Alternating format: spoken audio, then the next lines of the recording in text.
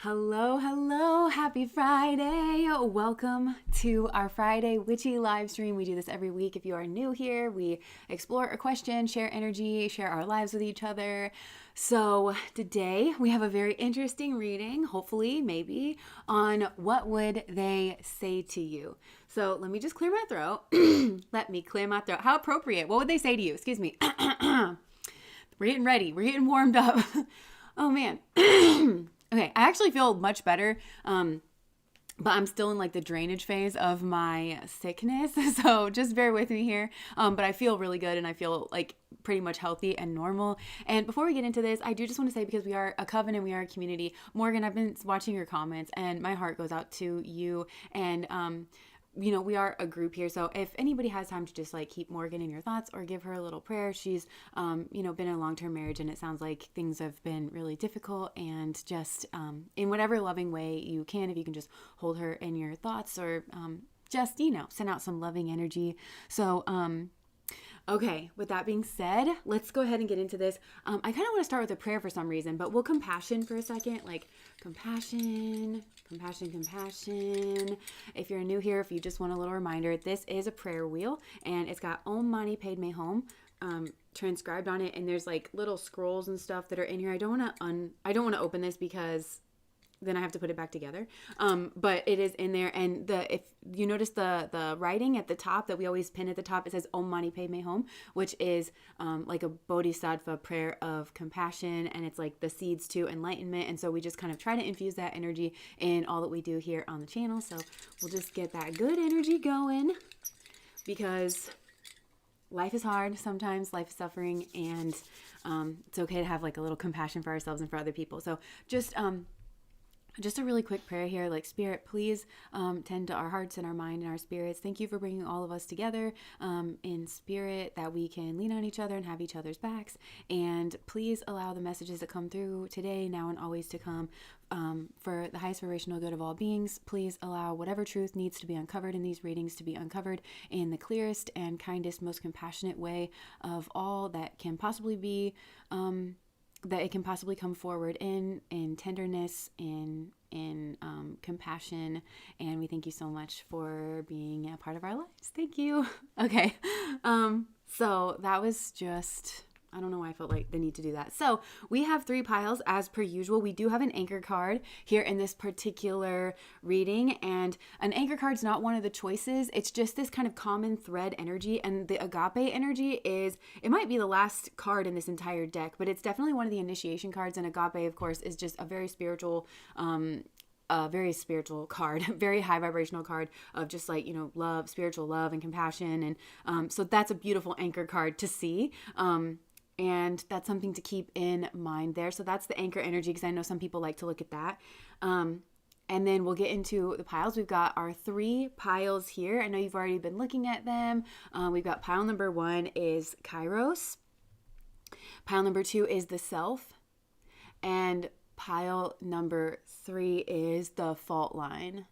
And so I'll put all 3 of those up there for you, so you can do whatever it is that you do with it. Center yourself in your own energy. Now's a good time to just take a big cleansing breath. Center yourself in your own energy. Turn the gaze inward. Allow the sounds and distractions of life going on around you, in your mind, in your environment, just to soften and fade to the background, and just connect with your inner self and the part of you that is deeper than, your name and your problems, your hopes, your wishes, any of that. The observer part of you, the part of you that transcends time and space.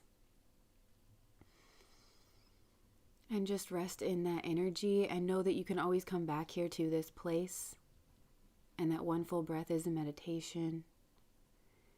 And whenever you're ready, you can open your eyes, or however it is that you want to be drawn into the piles, and allow yourself to be drawn in to whatever pile or multiple piles seems to be calling you, keeping in mind that a lot of times the way in which you get drawn to a pile can sometimes be a clarifying message in and of itself. It can also be a very just process-oriented. It can also be a process of connecting with your intuition, knowing how your intuition and spirit and energy is guiding you at this current moment in your life. So if you get called into a pile and you're like, this is my own energy, or this doesn't really resonate, but it's the other 2 piles that resonate, then that can actually maybe be a helpful little nugget for you. Maybe it's trying to tell you something about how you can navigate the situation, or maybe it's telling you you're focused on one thing, or the color was actually what drew you in over here, but actually the real energy is here. So it could say like, pay less attention to the foreground and pay more attention to the background of a situation or an environment, in order to like connect with the truth, or navigate your way through a situation, things like that. So, okay, with that being said, we're going to do pile number 1 here first, the Kairos energy. I'm just going to have a drink of my coffee here.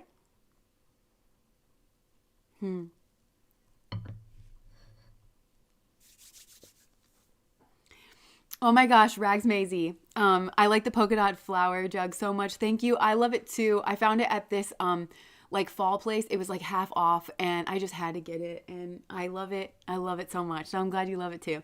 Tasha, thank you so much for the super chat. All right, so getting into pile number 1. What does this particular person want to say to you? This person's very curious about you, just immediately.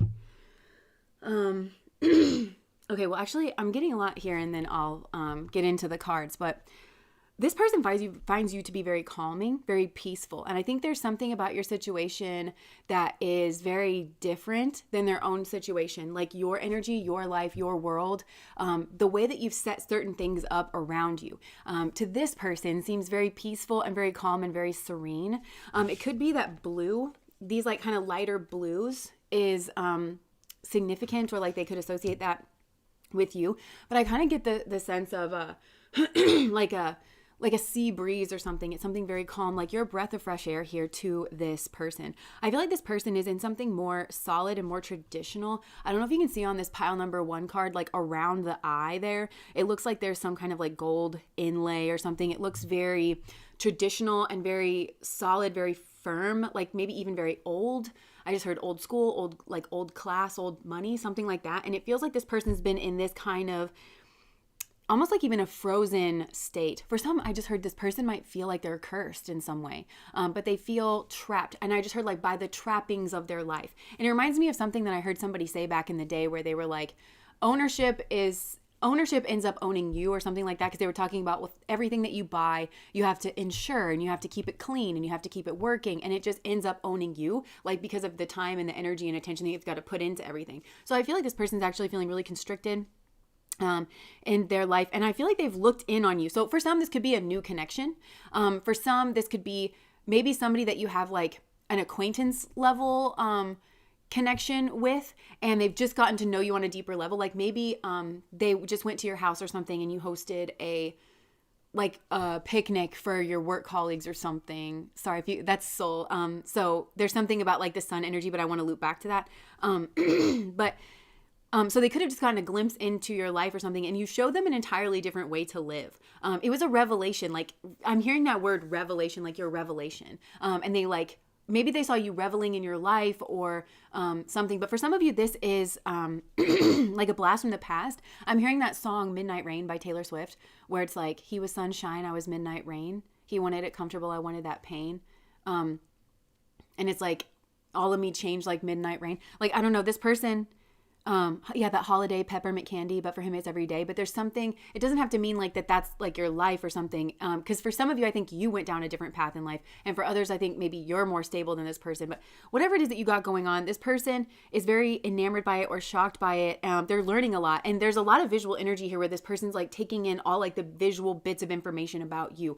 And that could have to do with, yeah, they think that you're very well put together as well. And I don't know if this person knows how to vocalize the way that they feel about you, because they're mostly in this like kind of sensorial state when it comes to you, like taking in your environment, taking in with the sun energy, like yourself. This person's very curious about you, but this has to do with like maybe we were just talking about that polka dot jug, polka dot jug.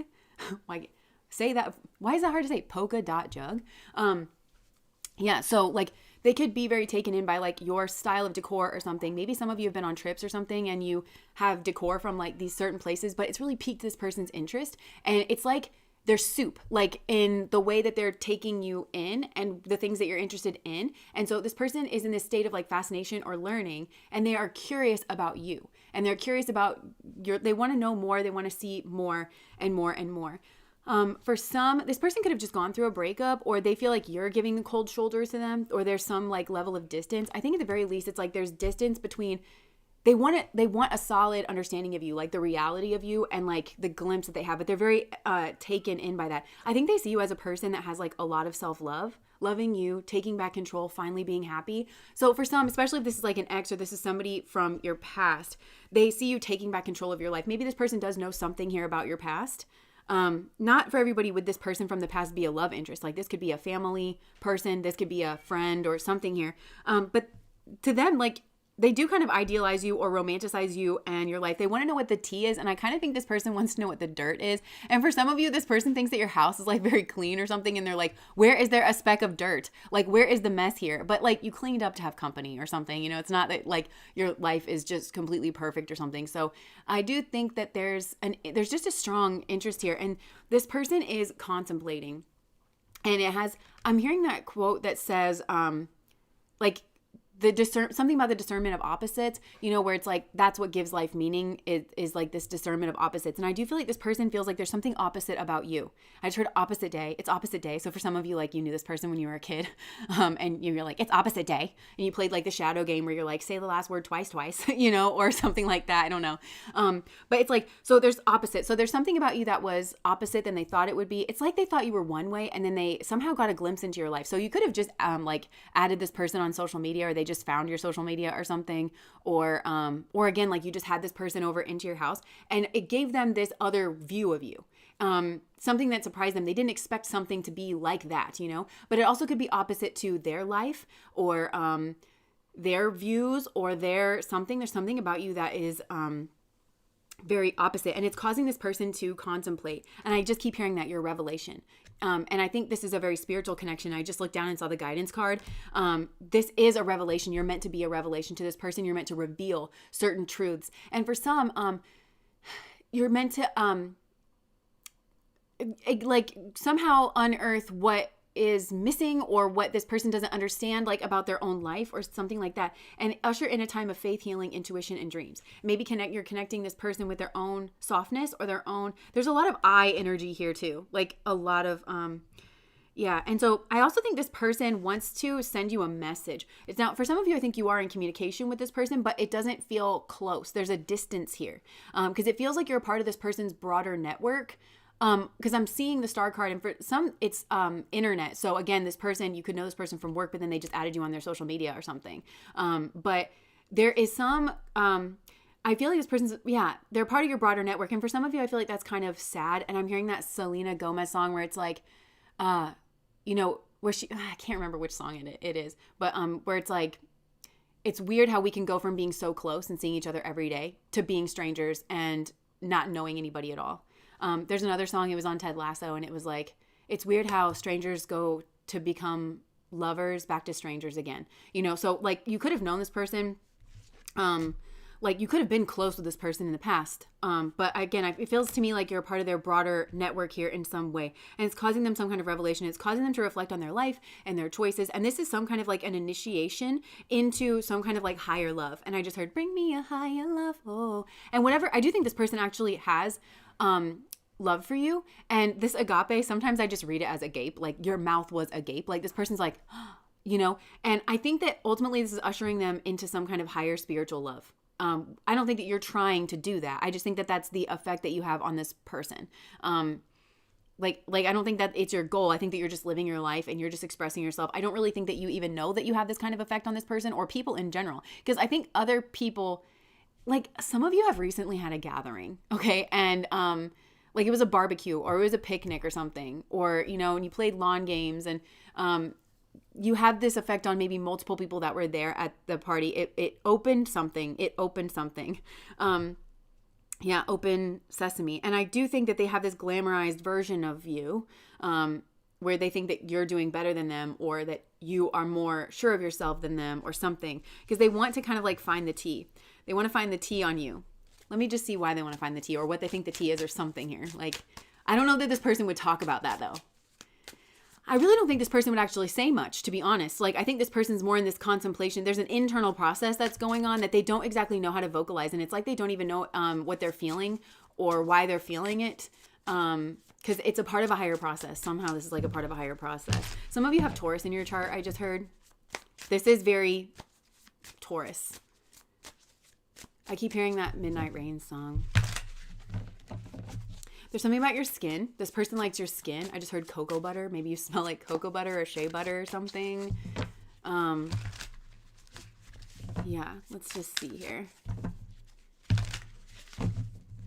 Oh my gosh, somebody was like, Tuesday was opposite day for us. And that reminded me for some reason of Tuesday morning. Oh, okay. Tuesday morning was like this weird, it's kind of like a Goodwill where I'm from. I don't even know if they're still around. My grandma used to go. So something about you could remind them of their grandma or something. But also there's a Michelle Branch song called Tuesday Morning. This is like, again, blast from the past. Tuesday morning in the dark, I was finding out who you are. And so there's something that they feel in the dark about. I don't think that you were in the dark. Well, maybe some of you had like a dark experience with it. Not a dark experience, but like if you had a barbecue, maybe as like you and this person sat out on the porch and you guys were talking like well into the evening or something like that. And because they were trying to find out who you are. Or they could have been listening to you tell stories about yourself, like to other people around, like I'm picturing like a bonfire but it feels like there's a group and the conversation feels soft and like the little porch lighting feels warm. You feel very warm in your energy, but there's also something like that. I'm kind of smelling like salt air, like, oh wait, salt air. Oh, salt air, the rust on your door. Another Taylor Swift song. August. August could be significant. That describes a cheating situation, a love triangle where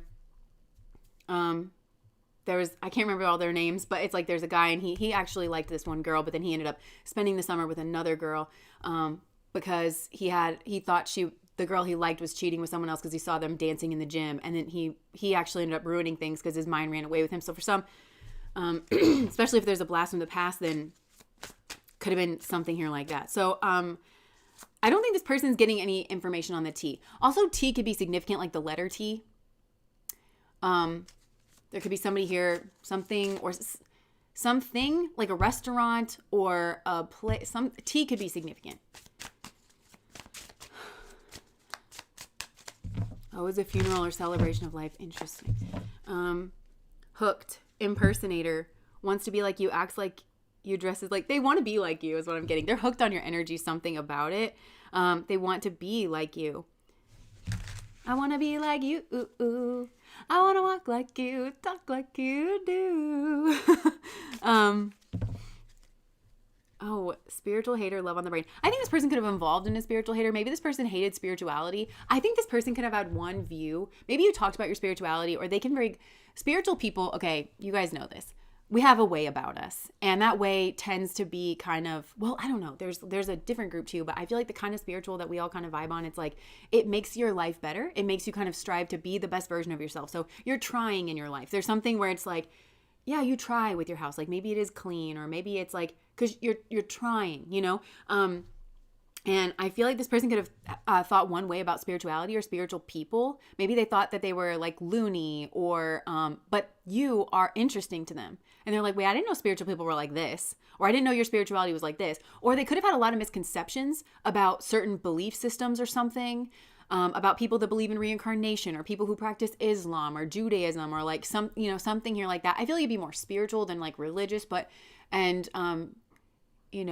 I don't know. For some of you, it's like this person could have come over during some kind of like celebration. Maybe it was a pagan holiday, or maybe you had your menorah out or something, and then you were talking about like, oh yeah, I got to go like light this candle. And they were like, wait, like, oh, it's very normal. Like being in your house, they kind of are recognizing that this is a family and this is a routine and this is very normal. And this isn't like what I thought that it was.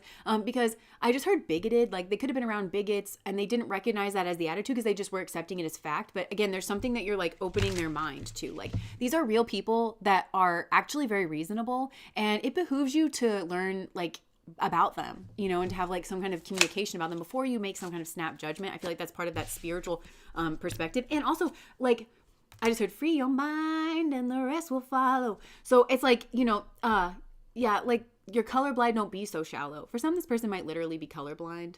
Or like that's like actually a thing. Like there's cones in your eyes. So some people have a more rich understanding of colors, and like they see, like red isn't red. They'll be like, oh, that's maroon, or that's like, you know what I'm saying? It's magenta. Like they pick up on, and I feel like there's something about you that's like that. Maybe it's literally with color, because I keep going back to like your space or something. So it could be literally with color, but you have an eye for things. You have an eye for the world is what I heard. You have an eye for life. And again, I don't know if this person knows how to express this to you, but that's why they find you interesting. And, I find that interesting people are interested. And so I also think that this person is observing you be interested about life. I think they're also realizing that you're not a bigot and you don't just shut people. There's a sloppy way of thinking. You know how they say, okay, and I just went back to that August thing. So I think this person may have chose someone over you for some that this is romantic. This person was like a bigot. They were very closed-minded. But I'm also hearing like small minds talk about people. They gossip and they tear people down. And they're also usually very ignorant because they don't take the time to get to know life. They don't revel in life. Also, Schmegs is bad with people like that because they don't revel in life. They don't take you in. It's just this like kind of slappy, like black and white, like beefsteak kind of like experience, you know? There's something about you where you're kind of a romantic. You take things in. You really learn how to see someone or something and really engage with their energy. And it's sensual. Like I do think this person kind of finds something about you like very sensual. And I kind of think they're realizing that the people that they are around, and this is even on a friendship level, and also like their news, where they get their news, or is very uninspiring to them. They're like, I could have a totally different view on the world. I could be as interested as this person. I want to learn about things. It's like you make this person want to learn about things. And it's just sad, really, that nobody's really sparked that in them, the love of learning. I feel like this person has never had like a love of learning. They don't look at a person and think like, you're a universe unto yourself. You know, and I think I kind of know the gist of you, but you're always going to surprise me. And I love that, you know. They've been around people who like to shut people down, not get really to know them, shove them into a category, demonize, make fun of them. And that's a really uninspiring way to live. So if this person's like depressed, I feel like this is part of the opening of the mind too. It's like, no wonder you're depressed. No wonder you are cynical. No wonder, something here like that. So you gotta be interesting for me to be interested. Drama starter. They're reflecting on a drama starter. I really think this person has played this role in the past. There's something here that was fake, and it was behind the scenes as well. I think it's a person. I really think it's a person. And I think it's, there's somebody that they're reflecting on in their near perimeter, in their inner environment. Like maybe, I think this person might live with a person that starts a lot of fights or drama or chaos. And that's you interested in, and to them that was interesting in the past, but it's like addiction, and it's because they didn't know how to occupy themselves. This is what they're meant to be learning. Again, I don't think that this person could communicate this, but that's ultimately what they're kind of, it's like an archaeologist and they're trying to kind of chip away. There's some, they can sense here that there's something for them to take away from this.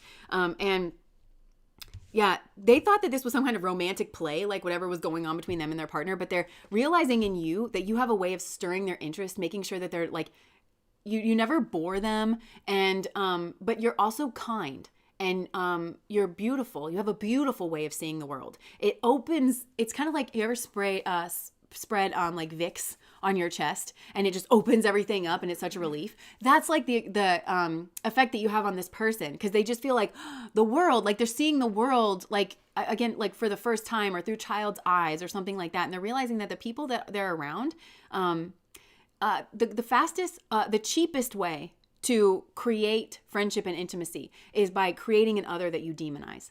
And I feel like that's how this person has done it in the past. That's how their partner does it. That's how this other, if they chose somebody else over you, that's how they do it, is and that's the cheapest way to form a bond with somebody. But that's not the way you form a bond with this person. And I don't think it's the way you form a bond with, anybody. You are interested, and you try to find common ground, and you try to learn from them. You allow yourself to be surprised, or you don't get intimidated by ideas or differences. And because of that, you have a soft approach, and people tend to like that, and they like you because you don't just demonize them right off the bat. You are really genuinely trying to make a connection. You're really genuinely trying to hear beneath the surface, and to like, and this person's really never seen that before. They've just really never seen that before. There's something about it, like I'm getting the sensation of like burned off taste buds. And again, that it's a metaphor for you are so enriching. You see something, you see subtle differences. So where this person thinks that there's nothing interesting or nothing ever changes, you see the changes, and you bring them up, and you bring them out into the open. And this person's like, I don't know why, I have no excuse to be bored. Like, I think that's what this person's learning, is like, the fact that I'm bored is a me problem, and the people that I surround myself with, it's a choice to be bored, and it's a choice. So it's a sensation that they burned off all their taste buds, and they can't actually taste anything. But they burned off all their taste buds by surrounding themselves and collaborating with, corroborating with these very low vibrational people that encourage this very stunted kind of view of the world. And they have to, in order to, it's like crabs in a bucket, like in order to try to like hold someone's interest, they have to demonize other people so that you don't go over there and explore. Because ultimately, I feel like whoever they're with or whoever they chose over you, they know that they don't bring that very much to the table. They actually know that they feel like they're not interesting. And they feel that if this person, or maybe even other people, this is kind of sad, like if you were to go over there and be fascinated, then you're walking away from me. So this person's been in very low vibrational, very controlling kind of relationships. And maybe this person's realizing that they've done that to you here in the past. This person is reflecting. They're reflecting on fake flexing here as well, because there could be something about you that's like, I just heard you got it going on, but it's not fake flexing. And it's like the way that you have it going on, I think is not like something about it's not traditional. It's like you're fully yourself and it's interesting or something. This person, I think, fake flexes. This is a very shallow existence. Like this person, they're around people that fake flex. I just heard, what do you do? You know, what do you do for a living? It's the same conversations over and over and over again. And honestly, I think if this person cheats, it's the same experience over and over again. Like this person's kind of realizing like, I think that I'm so spontaneous because I sneak around and I'm the James Bond of my life because I can hide things from like other people, you know, and they're like, I'm kind of boring. It's really the same routine over and over again. And it's like, why wouldn't I have gotten over that? Yeah, it's a different, I mean, this person's name is Jill and this person's name is Sarah, but it is the same thing over and over and over again. And it's like they're realizing the shallowness of their own existence, that actually can go deeper into something. Yeah. So they are fantasizing about you though as well, because they don't actually have a realistic perspective. I think this person can be kind of a fantasist. They could be realizing that in the past your light has irritated their demons. Or I think they're realizing that your light irritates somebody around them that started shit. Somebody's demons, somebody that was clout hungry. They just say anything and do anything and make shit up. So this is where, again, it's like, maybe that's very creative, but also they're boring. They're realizing that the people that they're around are boring and they don't have this interesting vivaciousness for life or something. And you have that, and you don't have to make things up, and you don't have to hurt anybody, and you don't have to lie, and you don't have to be fucked up. Like you can just, you're showing this person that it's like, I think this person has, again, it's like, it's because of who they're around and who they were raised by and everything. They just got initiated into this and they never questioned their own worldview. And I think you're good at questioning your worldview. But it's like this categorizing of, I'm hearing square. So it's like this person thought that like to be a kind person and a good person, to try to like follow the rules, or like they thought that was boring. They thought that, but they're actually learning that like you have to go to the bar and start shit to not be boring. That's kind of boring. That's kind of year 5 on a playground. Why haven't you matured past that? And I think for some, like this person is like saying there's so much more to life. Like, I can't believe I thought that was boring, you know? But here's the other thing. It's like necessity is the mother of invention. So I've learned in my life that actually some of the most interesting people like live life by the rules, and it's because they believe in the rules. It's because they've gone through, and I feel like I'm describing you. You've gone through a deconstructive process, meaning you didn't throw the baby out with the bathwater. You really have considered the rules and why they're there, and therefore you don't feel constricted by them. This person feels constricted by rules, and the only way that they think that they can be cool about it is like to rebel and to fuck people's shit up. And you actually have been like, I understand why this rule is there. I understand that it's and you also think about consequences. This person just ostriches. They put their head in the sand, you know?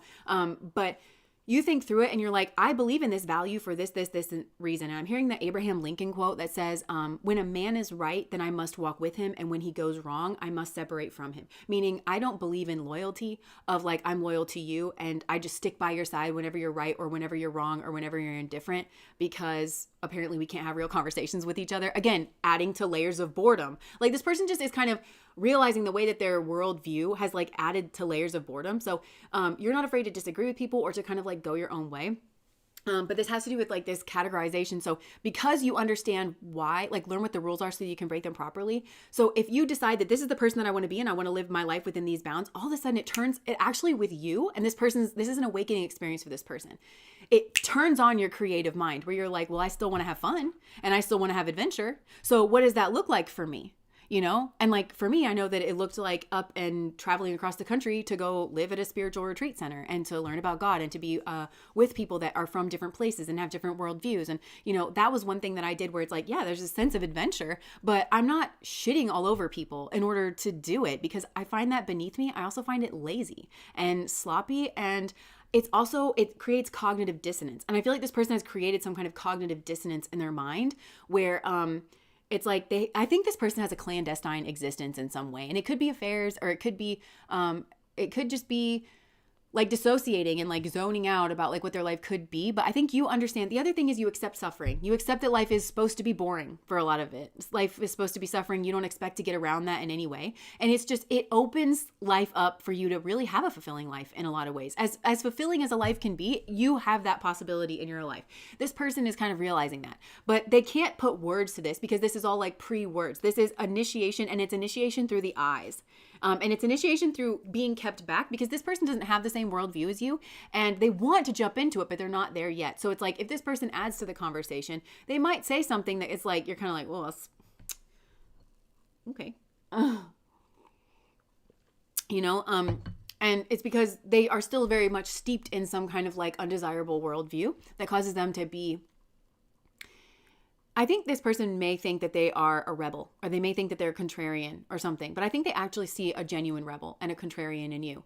But I'm kind of getting the energy of like debate, where it's like, you know how to intelligently, you're managing a lot of things at once. So it's like, you know how to intelligently and inquisitively and respectfully push back on something.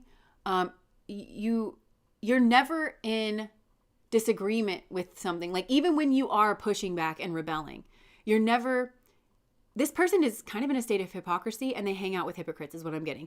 So whenever they're like, yeah, I'm rebelling, and it's like, and you're also hurting people's feelings, and the seeds that you put out into the world and the ripple effect that it has, it does not unfold for the greatest good of all. It actually creates quite a bit of strife and turmoil that you really are responsible for if you could kind of wrap your mind around it. But it would take skill, and it would take and this person is learning that through your energy, that there is a way to do it. There's a way to be all of the things, to push back, but also to be open-minded. Because when this person pushes back, I feel like it's from a closed-mindedness, and they rub people the wrong way. And this is also people that's around them. And they could have put some of these people up on a pedestal, and they're like, yeah, because I feel like this person really like idolizes rebellious energy, because they're like, we can't be tamed. And I think compared to you, even though you're a rule follower, you're way less tamed than this person is. And I think this person is like, yeah, the world can't tame me, but it's like their partner's got them by the leash, and it's like, the world can't tame you. You can't go out later.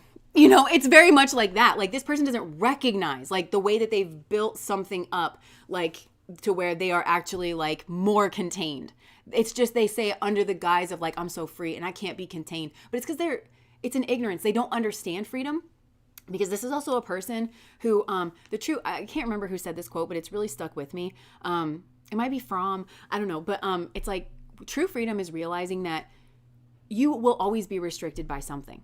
So you have to just choose what will restrict you. So when I was saying before that you are a person who understands your principles and virtues, you understand why a certain rule is in place, or you try to before you make up a decision about it, you're choosing what you will allow to restrict you. And you are admitting that certain things are worth being self-disciplined and cooperating with, because you understand the higher virtue. You understand that there's a higher goal besides your ego is stuck at 7 years old and has to throw rocks at other kids on the playground in order to make a connection. That's not why, it's this higher, and the higher value is cooperation. You're a very cooperative person, and you're still rebellious, but you're very cooperative. You're not rebellious for rebellion's sake. You're not rebellious because you're acting out. You are rebellious and cooperative at the same time, and those are not in conflict for you. You figured out a way where those are not in conflict. You do push back on narratives, but you're a cooperative person. This person is not like that. They're contrarian, and they are unconscientious, and they are unaware, and they are uncooperative. And they have put people up on pedestals that are just nasty and drama starters, and actually not very tactful. You've shown them a way to be rebellious, but you don't lose anything in the process. There's so much to look at, like with you. The tapestry gets richer and deeper. And so this person, I think, has the capacity to be this as well, or spirit, their guides are trying to say, you could be this, or you be that, you could still be that. but you could be this, you know, like, you see the way. It's kind of like you're showing this person the way. And I think it's a reckoning as well. You're a revelation and you're a reckoning. I feel like it's on seeing you and seeing, because you're the reality of something. You're the real deal. This person was kind of worshiping, I'm hearing like imitation crab meat. This person was eating imitation crab meat and they're like luxurious and you're like a real freaking crab, you know, and this person wouldn't know what it's like. Just a little bit goes a long way. Like it's buttery. It melts in this person's mouth. Like I feel like this person was worshiping an imitation. They were worshiping some kind of faux energy and they got a shot of the real deal with you. And it's been this revelation. It's been this uncovering of like, they're realizing that I really feel like this person has a partner. There's somebody in their near perimeter, or it's Gemini energy as well. So it could be the kinds of conversations that they have with their kids even, or the way that they're initiating their kids in the world. They're kind of realizing, I'm hearing contagion. There's like a thought contagion where they're teaching their kids to be this way and they're kind of realizing that they don't like it. And it's I just heard obnoxious. So for some, it's like their kid could be in trouble at school or something and that they were like, always like having their kids back. It's like, it's very much that corrupted loyalty that I was talking about earlier. Like, not that Abraham Lincoln perspective of like, I go with a man when he's correct and I separate from him because we are all individuals and you should be using your brain and you lose it or you use it or you lose it, you know? So it's like, it's kind of practiced this very sloppy way of being. And they're actually like, wait a second, like I do not like these kind of people. I don't like this kind of energy and I'm furthering it in the world. It's like there's a call to action here is what I'm hearing in some kind of near perimeter kind of way. And for some, it involves children or it involves the conversations that go on around this person. And it's just uncovering how I just heard spiteful somebody actually really is around them, but it's trying to pretend like it's something else. Because I think this person has seen you be passionate and have a problem with something. And they've just gotten a glimpse of the real deal. And it's like, once you've seen it, you can't unsee it. And this person's finally realizing how trapped they are and how cooperative or they were, what's the word? They were complicit. They were complicit in their own capture and torture. And it's because of some kind of laziness. It's a mental sloppiness. This person has never valued their mind. It's not that this person's unintelligent or doesn't have the capacity. They've never valued their mind. And they're kind of realizing that actually a lot of these ways, it's very sloppy and it shuts off free thinking. So here, this person, how can you be free if you don't even think free? And this person's kind of like realizing that they don't challenge or they don't know how to challenge. There's something here that you've just really shown this person. You've really shown this person. And actually, so I think this person went looking for the tea on you.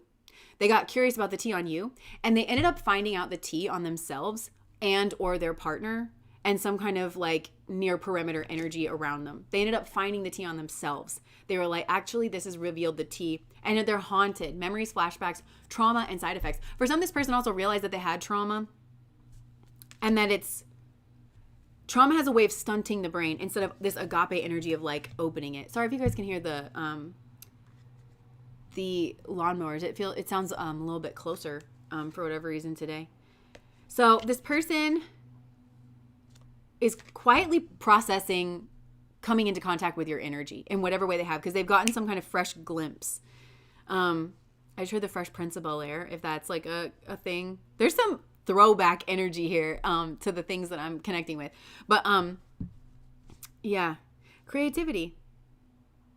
And I feel like they're realizing that they or somebody around them was feeding off of you, and that could have to do with the drama.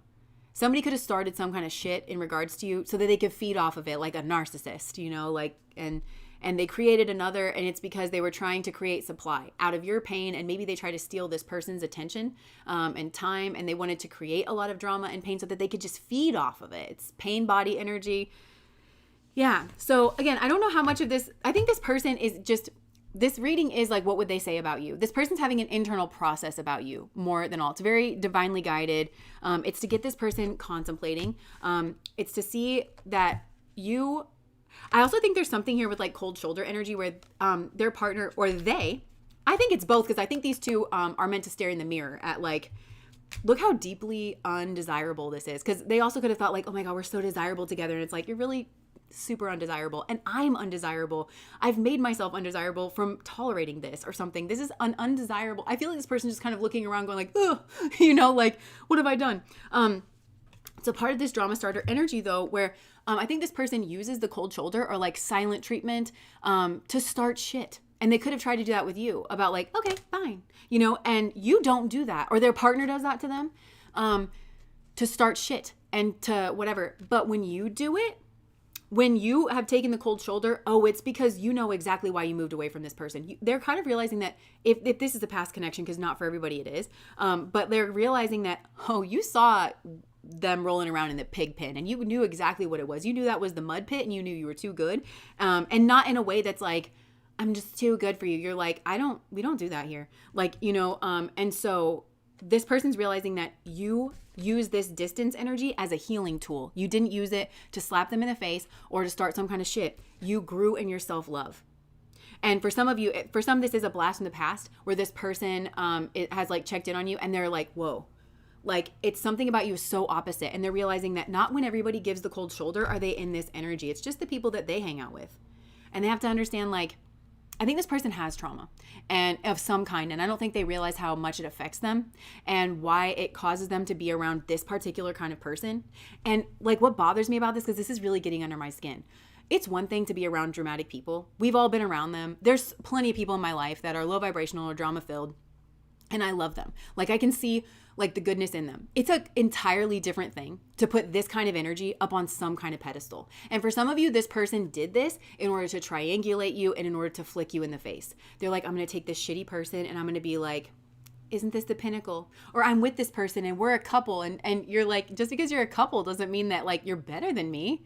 I'm a single, but that I would never be in that. I would never be in that. And also like this person could have got with this person to start drama or to start some kind of like spiteful energy. And again, it's like, it's one thing to have this energy and to know it exists because we're all human and you're never going to get away from shit like this. It's a part of it. And that's a part of like the self-compassion and everything. It's another thing entirely to put that energy up on a pedestal and to say, this is ideal. Why aren't you more like this? That is another thing. And so this person, again, they're learning that you do the cold shoulder thing when something undesirable is going on and you boss up, and it is a demonstration of self-respect and self-love. There's something to do with children here because this person's kind of realizing that their children have like, they want to teach their children self-respect, but for some, I feel like this person could have, it's something to do with their partner and like the kind of low vibrational conversations that go on around these kids where they're kind of realizing that I think their kids are spoiled or entitled and that they actually should have been partnering more with teachers that were trying to hold their kids accountable and like, no, you need to act right in class. But this person was like, this is our family and we always have each other's back. And I think they're kind of realizing that they created a monster or that they created another. I created a monster because nobody wants to see Marshall no more. They want shady. I'm chopped liver. You know, like, so that was maybe, yeah. Nobody wants to, okay, maybe it's like nobody wants to do these things that now I want to do. Nobody wants to do the fun thing or the interesting thing now that we only form our bond based on some kind of low vibrational energy and this covert contract, which is a psychological term. It's very interesting if you want to look it up.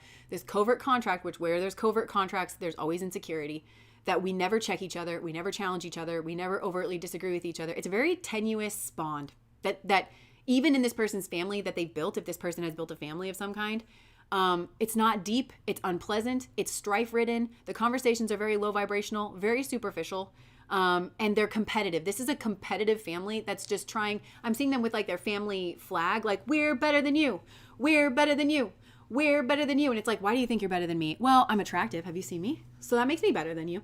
And I have this china ware. This is a fabulous china, and that makes me better than you as well. And I have this polka dot thing, and that also makes me better than, it's like superficial stuff, you know, that they're like, and this makes us, and because we can, you know, put on the thing, and they're realizing that. They're realizing the incredible amount of shallowness in the world that they've created around them. And they thought that it was like the bee's knees. And this is very Western, like, this is very Western, like mindset, you know, because we're taught to keep up with the Joneses or the Kardashians or whatever. And I think that they're just realizing that there's something about you that's elevated, but it's like you're not playing the game. There's something about you that's nice. And I do think it almost, it's weird because where this person, I think, tries to evoke a sense of jealousy from people, they're noticing that they kind of feel something similar to you, but it's not jealousy. It's curiosity and it's interest. It's like, oh, like, and they kind of want to mimic it, but this person wants to mimic it, extract it to make other people jealous because they recognize that they kind of, that you evoke this person is like realizing that you're on some kind of pedestal, that you have some kind of superior, elevated worldview. Not because you're trying to. I don't even think that you see it as like well, I think you kind of recognize that it's like, because I think you've had to work at like getting yourself there. You've done your shadow work and everything. And this person wants to just extract that and then perform it, or their partner does, in order to start more shit. So this is not like this. That's what I'm saying. This person's kind of used to the superficial level. They have to like even get into like their core if they actually want to bring about what you actually have in a real way. Because I think this person's like, and then I'm going to get the benefits of that because I'm going to mimic it in my life, and that's how I'm going to get the benefits. No, that's not how you get the benefits. It's this like inner transformation. Is everything okay? Oh, I thought we were having a tech problem. Okay, yeah. So we're number two. We're number two. Yeah, and I think like that's your perspective, is like, as long as you're doing happy. But this goes back to you being very conscientious and aware about your own principles and values, because it's like you measure yourself by your own measuring stick. You want to lay your head on the pillow at night and be able to fall asleep like a baby because you're proud of who you were that day and how you treated people, and how you went about your life. This is very much like the Eightfold Path, like right and proper thinking and action and behaviors and job and everything. It's like I'm not saying that you're perfect, but it's like you're always trying to kind of move in that direction, and you do it because that's who you are. It's this like beautiful inner impulse. And I just think that it was lost on this person. Like the real beauty of people has been lost on this person for a very long time. And I think this person may have compared you with another person, and they had you neck and neck with this person because of this, because there was something on a superficial level that it's like, well, you're here and this person's here, or then maybe they even put this person above you, although I just heard no. So it's like you guys are both neck and neck, but the difference was on the inside, and wow, what a difference it is. It means that one is fake, an imitation, and the other is the real thing. And so one, you can actually build. So this, remember, for those of you that have been around for a while, I used to always use this comparison about the brick facade versus load-bearing brick. So one person's actually load-bearing brick. You can build with this person. Everything you build over here with this person, you get to keep, because there's going to be no surprises. It's not going to, they are what they say they are. You can trust in them by the day. You can trust in them by the night. And you're actually going to be able to build. And then when you look back over the course of your life, yeah, it maybe felt boring or it maybe felt mundane, but brick by brick, look at what you've built. And it's real, whereas like this other thing, it's like I just I glued brick facade to this janky piece of metal that I found at the scrap yard, and I put it in my front yard, and all my neighbors think that I have real brick, but I don't. And it's hollow on the inside, and it's not actually going to bear anything. So what happens when sickness comes? What happens when depression comes? So this person, like, their spirit guides are like, but why are you surprised though that you're struggling? Because all you focused on was building facade.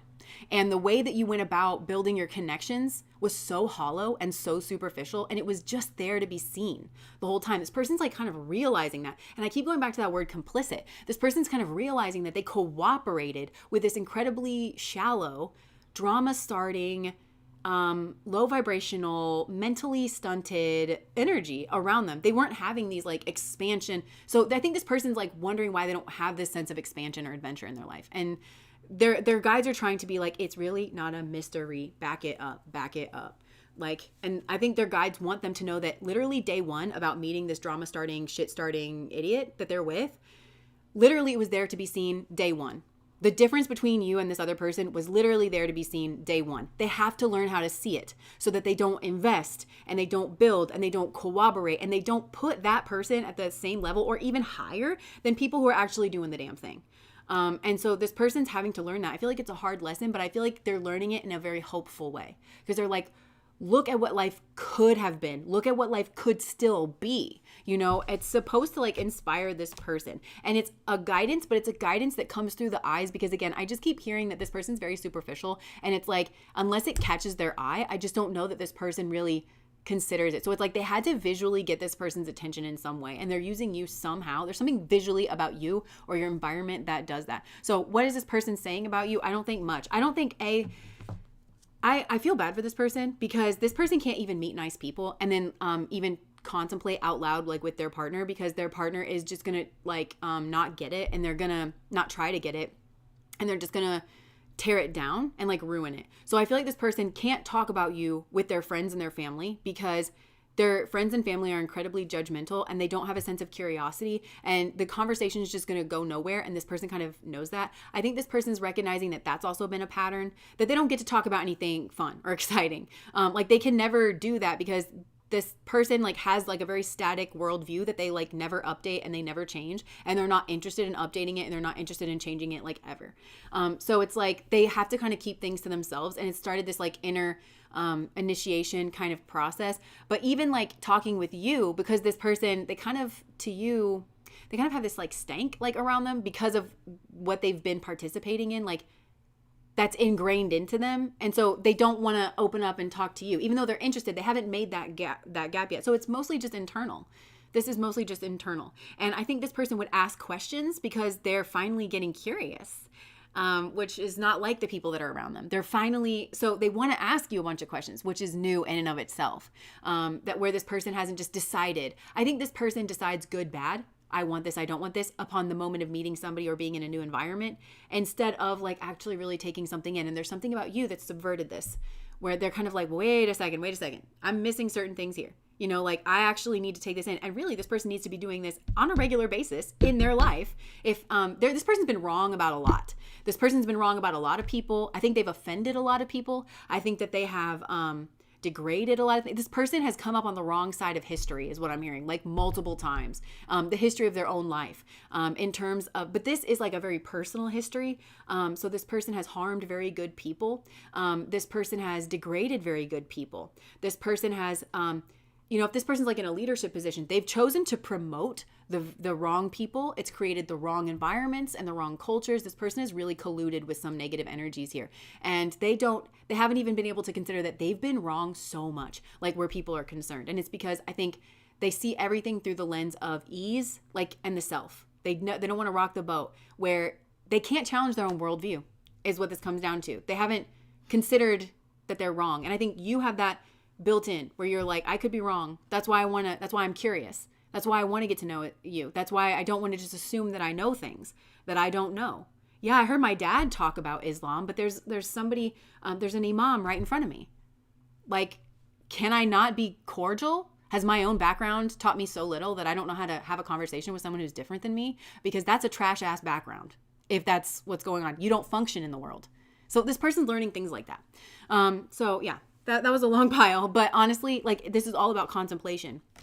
This is also for the long haul, because this person, I think, again, they're used to taking things in sound bites. I mean, a lot of us are. That's kind of like a function of our modern world. But there's something about you, it's initiating them into the process of contemplation. It is almost like a meditation. There's certain kind of meditation where it's like you could look at this like this rock, and you'll just look at it for like an hour, and you'll just contemplate all the little like grooves and all the little, because you're training your focus, which is a big part of meditation, which is a big part of the spiritual journey. You have to be able to like really see something. And this person's learning how to do that. And they're actually, you are the rock is what I'm hearing, like that their guides have used to like get their attention, to be like, look at this, look at it from far away, look at it from close up. Did you see that?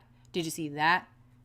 It's like you are a meditation. You are a revelation to this person. You are a spiritual gift, and you are an initiation. You're really playing the role of the earth angel in this person's life. But it's nothing that you do. It's just through you being you, and through this person seeing you in certain spaces. So anyways, that's what I got for you, pile number one. Yeah. Really? Yeah. Accountability can equal freedom. Yes.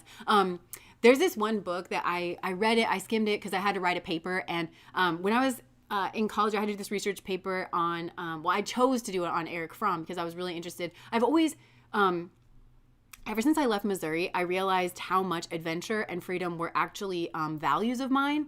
And it surprised me. That's why I've been on here. And this is a reminder for those of you who haven't done a values check in a while, because like a lot of us go to therapy, and like that's one big thing that's always like been pushed on me in therapy, not in a bad way, but just like it's so important to like always check in with your values, because they change like on a regular basis. So talk about this person being bored. Like this person doesn't even know that their values change on a regular basis. Like they're not even interested about like themselves, and like you're constantly changing in little incremental ways.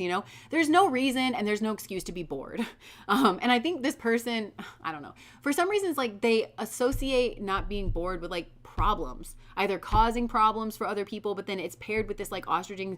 They don't want to look at their bad behavior. They don't want to look at like the pain that they cause. And it's just destructive basically. But anyways, yeah. So, anyways, I got very interested in like studying about freedom, and Eric Fromm wrote this book. It's called Fear of Freedom. It's called something different, like in the UK and in Europe. It's called, something else, but it's like the Fear of Freedom. And I was reading that book, and it was really, really interesting. He takes a lot of his ideas from Jung, and I always really liked Jung and his worldview.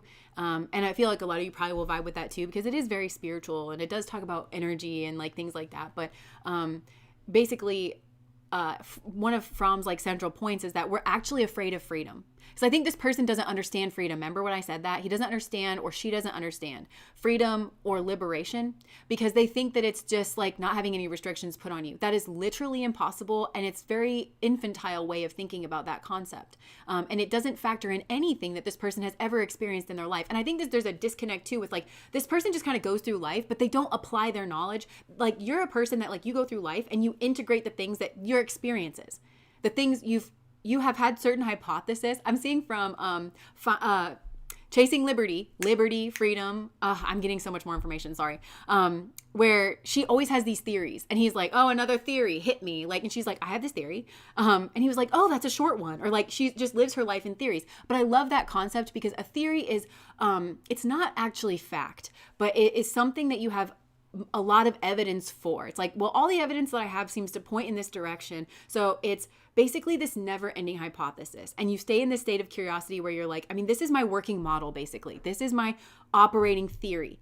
And I'm willing to be proven wrong if and when like the experiences and the people that I'm meeting and everything, like if they have something to like teach me about it, then I'll modify it.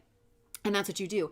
And, but basically, I don't know why I kind of went off on a tangent there, but Eric Fromm in Fear of Freedom, he says we're afraid of that freedom. We're actually truly afraid of freedom because it actually points us towards autonomy, self-governance. And we are afraid to be self-governing because what it means is accountability. Freedom is accountability. At the end of the day, if you really think about it, freedom and accountability are the same thing. And this person's like, freedom to them means the opposite of accountability, which is why they suck. And it's why they build, I shouldn't say they suck, but it's why they get the results that they do in their life. Because they don't understand anything. And they think that they do, but it's all fragmented, and they don't take the time to see if this actually does line up with this. And if not, why? And getting curious about it.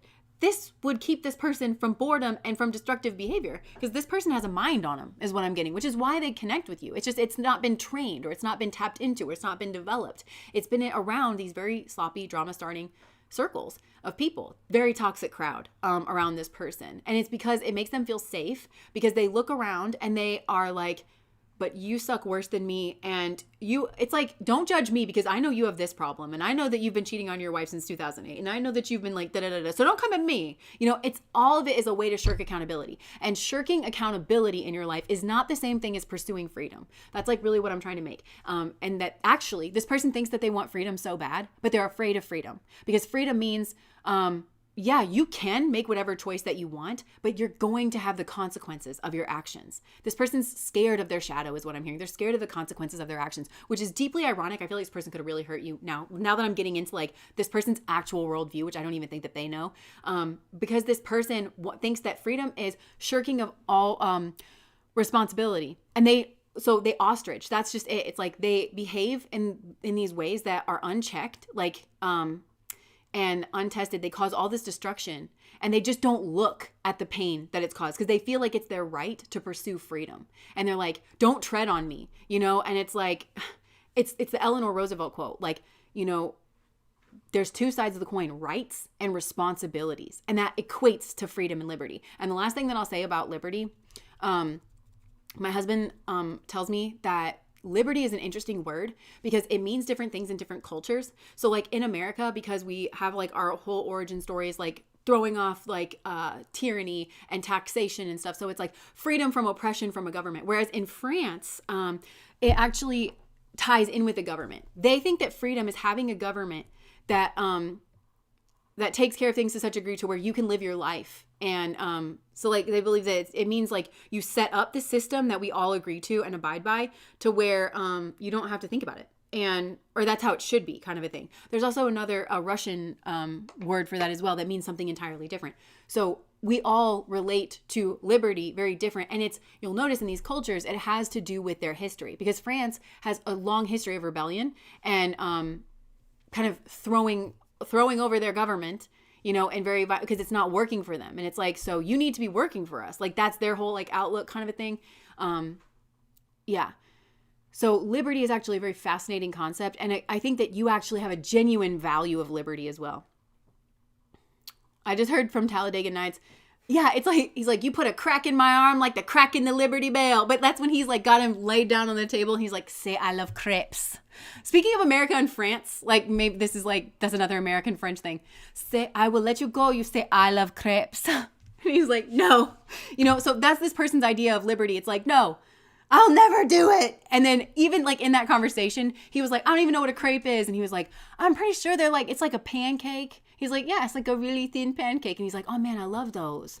Like, I love to have them with like a mess of like something on the side. Like, so he actually does like it. He just won't admit that he likes it because it's stubbornness. Again, stubbornness is not liberty. Stubbornness is not freedom. So that's what I'm saying is like, this person has a lot of misunderstandings about basic concepts and like, cause they're just not curious. They just never go down like the rabbit hole. And this person's kind of interested in doing that. I actually think this person has a knack for flow state, but I think they numb out with addictions is what I just heard. I actually think this person has a higher capacity for meditation, focus, flow state, and they have so much more mental capacity than what this person has actually built themselves out for. It's frustrating for their guides because they're not stupid. This is not a stupid person. But I think this person may have said and done ignorant things repeatedly to where like if you looked at this person's track history, maybe some of them run track or like some kind of like history that this person has, you would be like, this is not the history of an intelligent person, but it's like, this is an intelligent person. And that was like really harsh. It's not that everything this person's ever done in their life. There's just some major mistakes where you're like, how do you think that? Why would you do that? That doesn't seem like you to me, but, yeah. Okay, sorry. That was a really long pile, but again, it's because of this like theme of contemplation. I'm just going to have to leave that there because I could probably keep going because this person could keep going and going forever. So let me just spray some rose water here.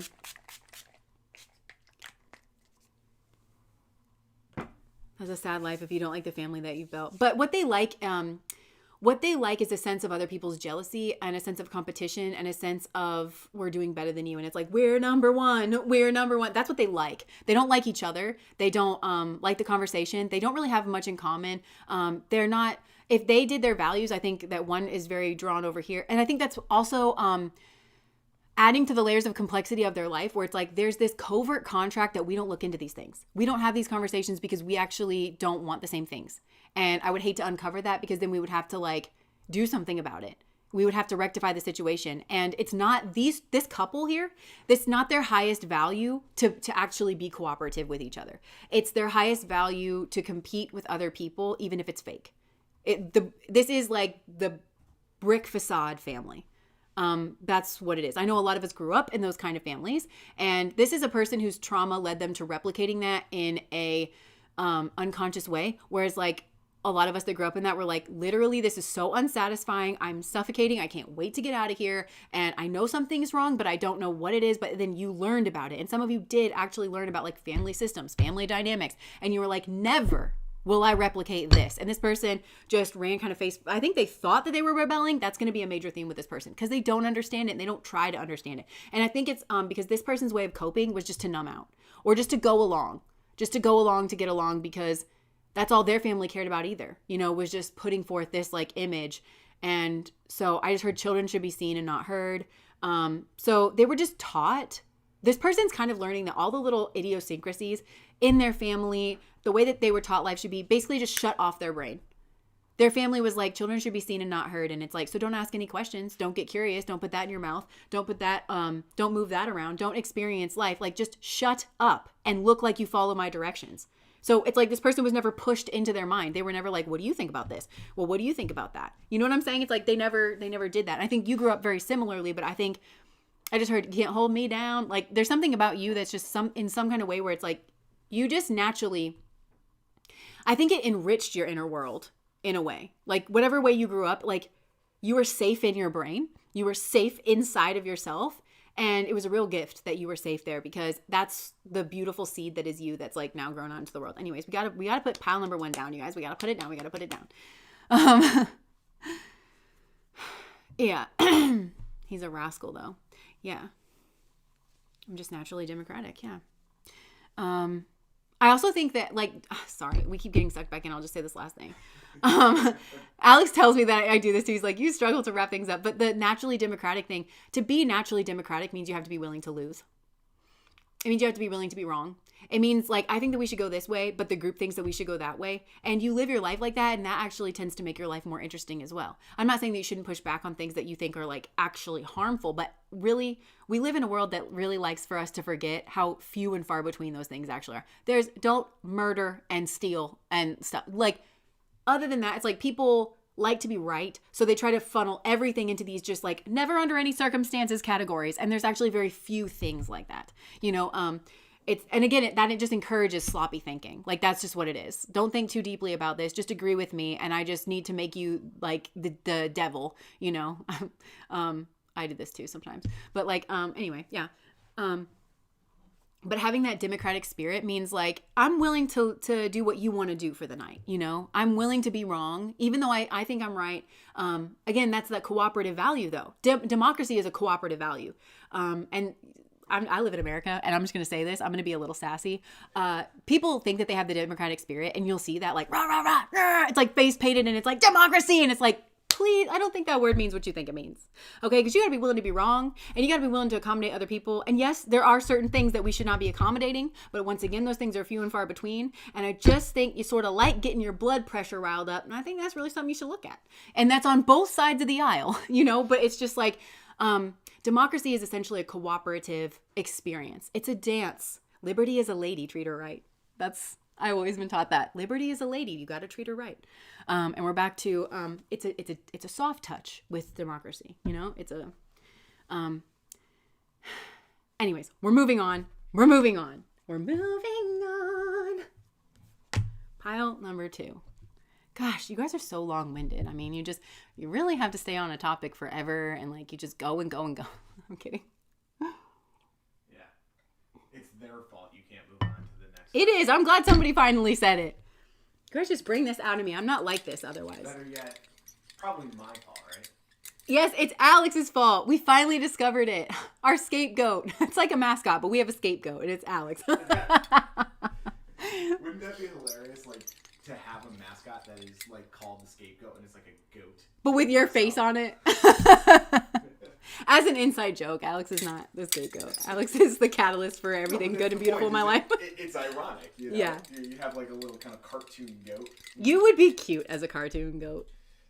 Now you're getting into some weird stuff here. Yeah. And you're the goat, like you're the greatest of all time. For me, you're the greatest of all time.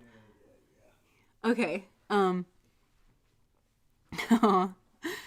Okay. If you want Alex as a goat to be our mascot, then just make that very known and just keep it going into perpetuity, you know? There's no harm in that. Making your voice known. This is democratic space after all in some capacities. Scapegoat. Oh my gosh, with the periods. That's so funny. Didn't take long to convince him.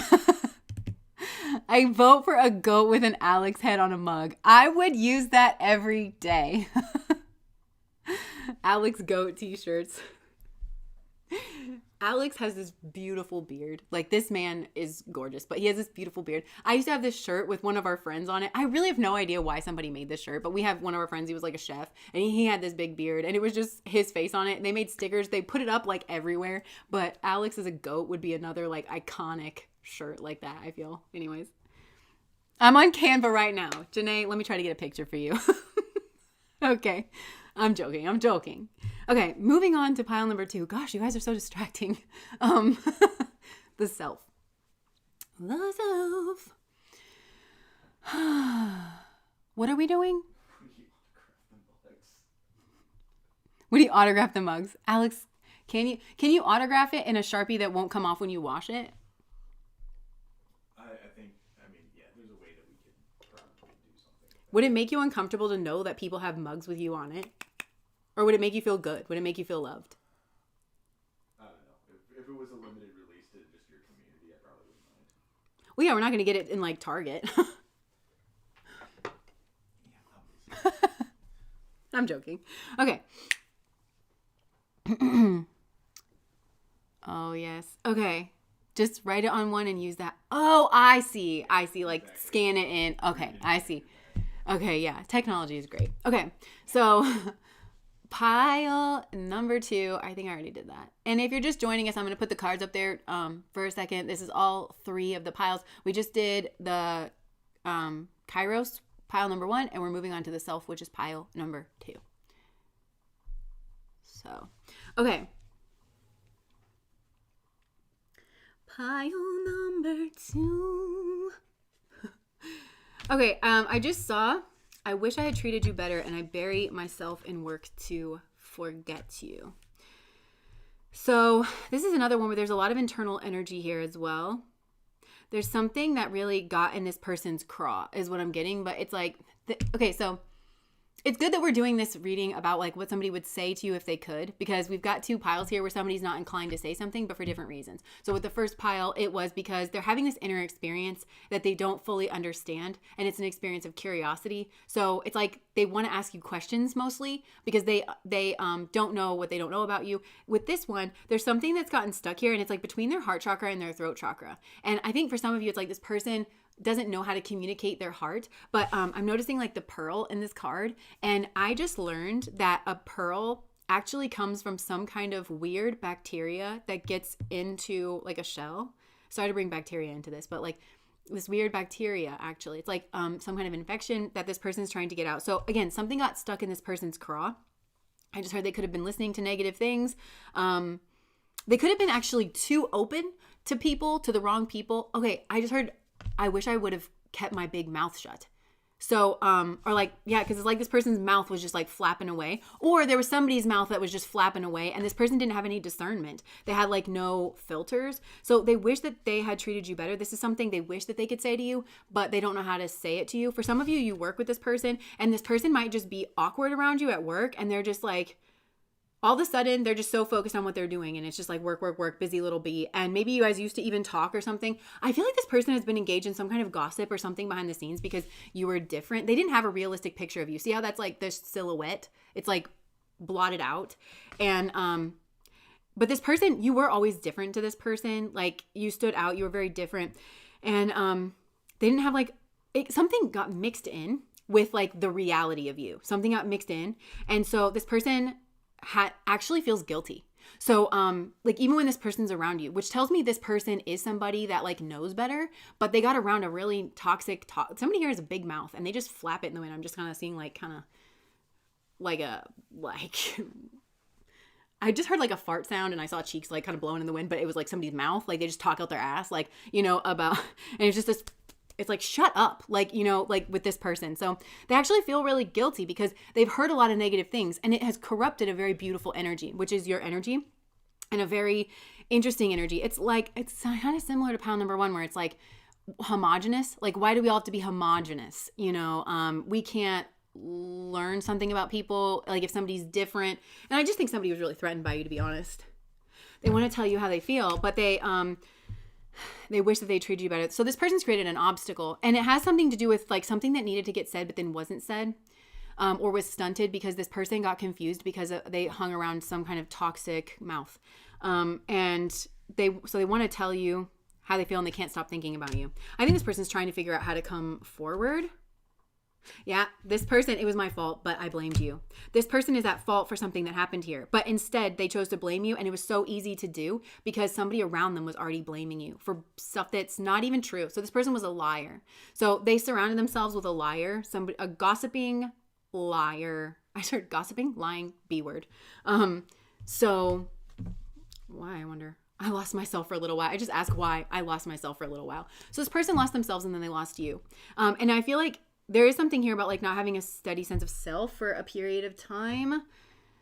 Glenn, thank you so much for the super chat. It's my birthday tomorrow, and I want to thank Jess for helping me to get to a place where I'm happy finally. Oh my gosh, I'm so glad. Thank you, and happy birthday. Okay, so let's see here. Whoa, look at that pumpkin. It has like no top. because of the light. I don't know if that looks the same for you guys. At first I thought that was my cat. Actually, Alex and I always walk by this and think that it's a cat. And I looked up and I was like, oh, like I thought the cat was behind me. So there could have been, maybe this person thought that they saw you out somewhere and they were like, oh, and then like they were going to like try to talk to you, or they thought something and then they were like, oh, it's just a pumpkin, you know? Okay. This person really feels like they messed something up with you. That they have bad credit karmically when it comes to you. And you're really a person that they wish that they could be more open with, and that they could have this loving kindness. I think that was naturally there between the two of you, but for some reason it's like this person went off with someone that doesn't even, look, they got, okay, bad news. This person got some kind of bad news and it's caused them to like lose sleep. You might want to open up. This is weird with this person because I feel like they might want to open up and tell you about that, but this person also recognizes that they were really hard on you, on your relationship, and you don't have that relationship. So this person is like, it's really something of me to have engaged in some kind of gossip and negative talk about this person, and then to want to come to them to lean on them. Like, how much can I take from this person? It's like, this person, I don't know. They losing, I just thought, okay, pop the question. I miss you. Too late. Oh my gosh. So for some of you, I mean, this person was very serious about you. Goodbye. So I don't know. So for some of you, I wonder what your relationship was with this person. Because at first it felt very preliminary, but for some of you, maybe this is somebody that you were like dating, or like they could have seen themselves married with you for some. Okay, I am reaching actually for the Tarot of Sexual Magic. So this could be, oh my gosh, this person wants to comfort you. I can't show you these pictures, I don't think. But this is like the King of Wands. And in this deck, it's a very loving energy because it's the King of Wands and the Queen of Wands. And they both have capes on, and they're just like, he's just holding her. And I feel like this person, it's like beyond words. This person just wants to hug you. There's a lot of imagery of this person not wanting you to go. It's like they don't want you to go, and they want to say something that would create, like, make you not go and make you come back to them and make things the way that it was. Or maybe not the way that it was, but it's like this person wants to have a soft, tender relationship where it's like you can trust them, and but they know that they've not behaved that way. They know that they did not make you feel that way, and that actually an ounce of prevention is worth a pound of cure. I kind of am getting the sense that it might never be able to be that way because of what this person did and what they involved in. And how much this is so weird because I feel like this person went against their inner instinct, because it's like this person always loved you in whatever way that is. I don't mean anything weird by that. It's like this person always loved you, and they always felt warm and tender. They always knew that you were a person they wanted in their life, and that they wanted to have a close relationship and a reciprocal bond is what I'm hearing. They wanted you to feel safe with them. They could have wanted you in their like near perimeter, but then they went and gone and did something, or they involved with somebody for some reason against this like inner desire. And now it's almost made it damn near impossible. And it's caused a blockage. And this person, you are a wish fulfillment to them. They feel a lot of anxiety because you're not opening up. That's the other thing. It's like this person has realized that you're different in the way that you speak to them. That oh yeah, like you have this blockage. This person doesn't think that, they're curious about their feelings. I'm hearing like, do you still feel the same way for me? Because this person seems to know that you guys had something very tender. And now, okay, I don't know why I keep going back to like politics, but there was one of the founding fathers that was asked like what do we have, right, when the founding fathers were putting together what kind of government we were going to have, right, and they were deliberating about that. Maybe it was Ben Franklin, I don't know, and he said, a republic if you can keep it. And I feel like this is, what do we have between the two of you? Naturally, you've got a real love, a genuine love, if you can keep it. And I feel like this person didn't keep it together. They didn't keep it. They didn't keep a covenant. They didn't keep something sacred between the two of you that they really should have. And it was like a bacteria got in there. And now something has come full circle where this person's kind of realizing it, but they feel like they can't express it. And they also feel like it's too much to ask you to express it. But this person's like, do we still have that? Did I ruin it? Like, they know they ruined something here, but they want to know what your, like, I feel like this person wants to ask you to listen to your heart. But they know that they can't ask you to listen to your heart because you have evidence. You have, a way that this person has behaved that has, maybe they feel like that's gotten into your heart, and it's like maybe even poisoned that well, you know? And so this person knows that they have no right to ask you to listen to your heart because that requires you to be vulnerable. That requires you to trust them. And this person seems to know that they behaved in a way that it would be stupid of you to trust them. They didn't, that you have actually, you know what I'm saying? And so they feel anxious and they don't want you to go and they don't know what to say and they're all up in their head about it. And there's something, I think that you might feel afraid of this person in some way and afraid to be vulnerable. And this person they want to be vulnerable first in some way, and they want to be strong in that vulnerability because they're just trying to make it up, and like they can't make up the difference. I think they're worried that they can't make up the difference, and this person's not happy without you. Like, I'm sure they'll be able to move on, but they wonder if you're happy without them, because to them it's like, this is such a beautiful soul connection. But then I think the question plays for you, then why did you shit all over it? You know, if this is such a beautiful soul connection, like, why did you do whatever you did? And this feels repeated, or because it feels like this person was around a mouth, and it's like, why? And I also think there's something, you don't feel safe around someone who just doesn't tell someone to shut the fuck up when they need to be told. Like, outside of you, it's like, why do you allow that kind of person so much free reign? And then you don't allow a person like me any. Like, this is a bigger issue for you. This person understands these things. I don't know if they understand it. I think it's like they want to fix it, but they need you to tell them what to fix, because they know that they did wrong, but they don't know how you've internalized that. I don't know. There was a betrayal here. For some of you, there was cheating. They know it's not going to be quick. Something here is not going to be quick. It's not going to be an easy fix. This person wants to say a lot to you. Okay, so what does this person want to say? Okay, so they want to tell you how they feel. How do they feel? Okay, this person would tell you that they've spent a lot of time alone. They've spent a lot of time reflecting, maybe trying to understand your side. And also, they could have want to tell you that they've removed from this mouth. I just keep wanting to call this person a mouth. I'm annoyed. Like, just, I don't know. I feel like for some of you, they could have gone intentionally around somebody that they knew you didn't like, because this person's like belligerent in their energy. But this person wants to tell you that they got away from that person. Once they got away from that gossip, they realized the error of their ways. They realized that this person was just farting out their mouth, and would never stop, and that everything always smelled. And like, you know, they're realizing that they're like coming to. And it's like, once I got out of like just the obnoxious fart smell from this person, and I took a breath of fresh air again, I realized that I'd been poisoned. Like that this was like poisonous. So they want to explain that. They want to say that they've gone hermit mode, that they've spent some time alone, that they've been reflecting. They could also think that they've had you be alone in some way. They were running away from their problems. And that's why they took some kind of liberty. That's why they took some kind of opportunity here. They took a leap of faith and it was misguided, because they weren't listening to their emotions. And for some, this person knew that they had love for you, but then they still navigated away. Why?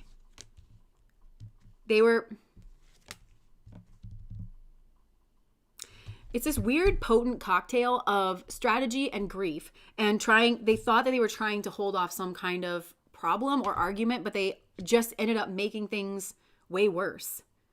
And it's like they weren't thinking about consequences because to think about it made them feel trapped, and they were just scared that you judge them. I think this person's also realizing that them not saying anything and them burying themselves in work, and them, that's what actually led you away.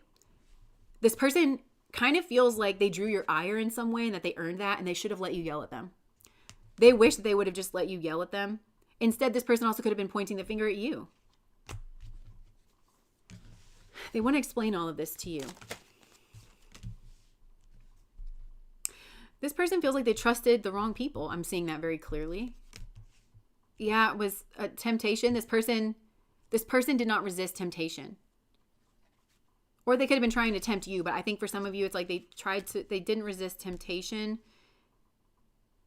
And then it put them in a situation where they couldn't win. They let somebody get between you, a nasty person. This is a very nasty person. Yeah, and they were pointing the finger at you.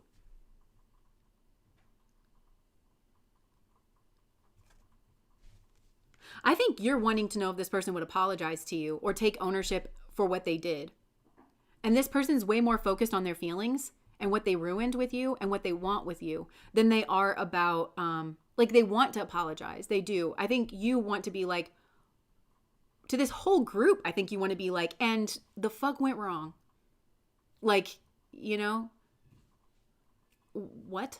Like, explain yourselves. Like, I think you want to redeem your sense of humanity, not like your belief in humanity. I think you really want to understand the world around you.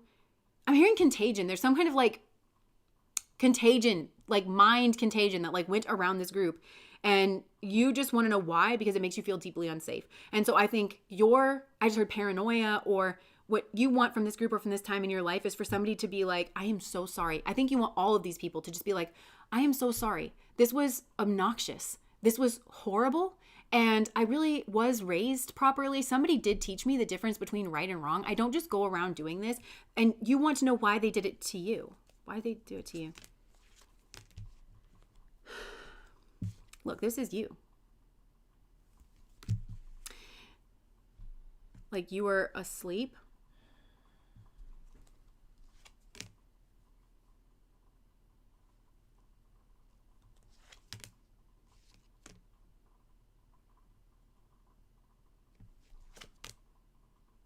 What? They wanted a partnership, and I'm not sure if this is with you.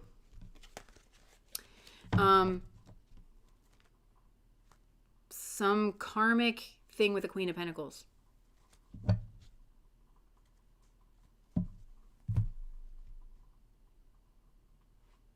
Maybe this is with you. I don't know. It's like, I don't know. I don't really think this person's making it better.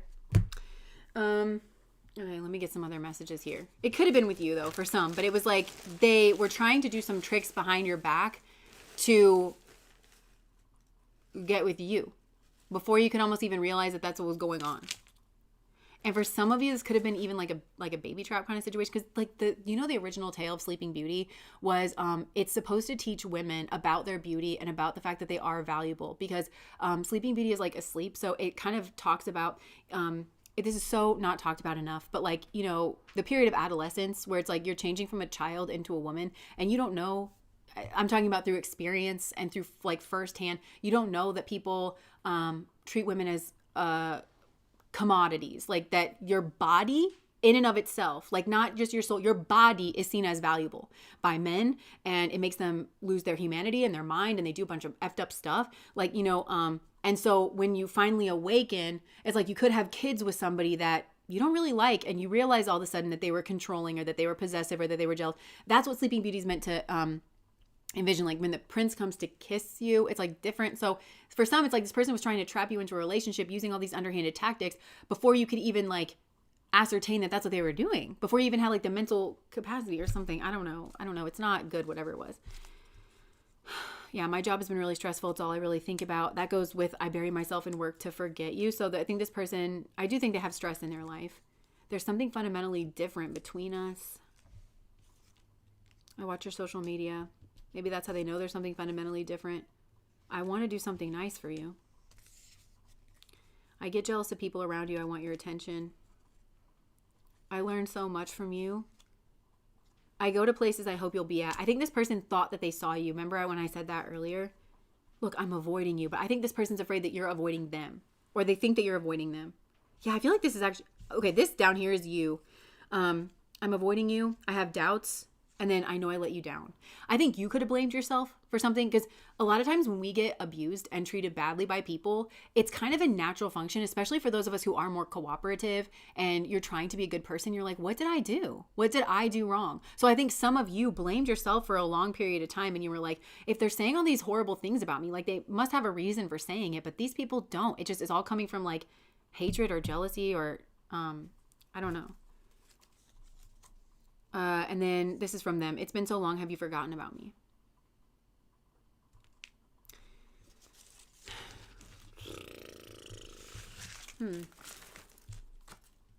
There's some bad juju that went on here. Like, I feel bad in my stomach.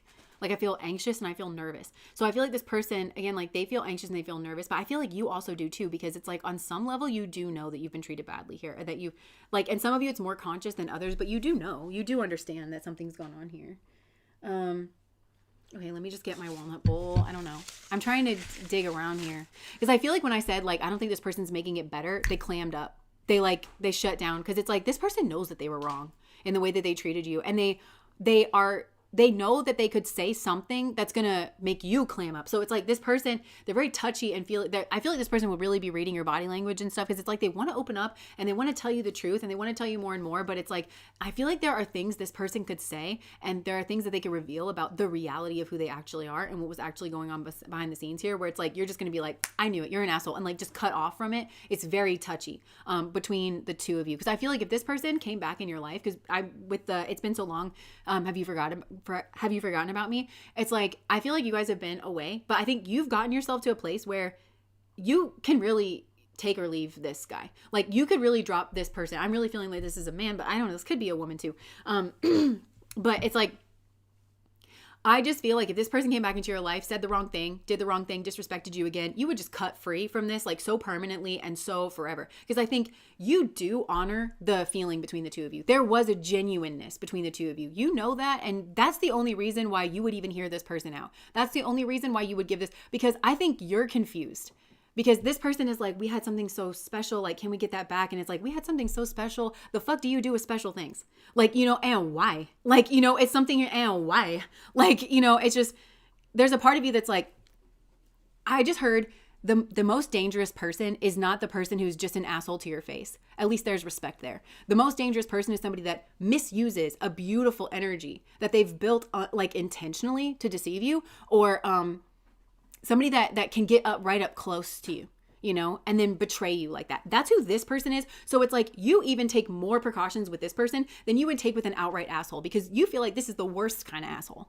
And so there's a real touchy kind of, you do not think highly of this person is what I'm getting. And it's so weird for you too, because it's like, I think you used to think very highly of this person, or I think that you used to feel very natural and very comfortable around this person. And then they did whatever they did, and it just was like, whoom, and you were like, liar.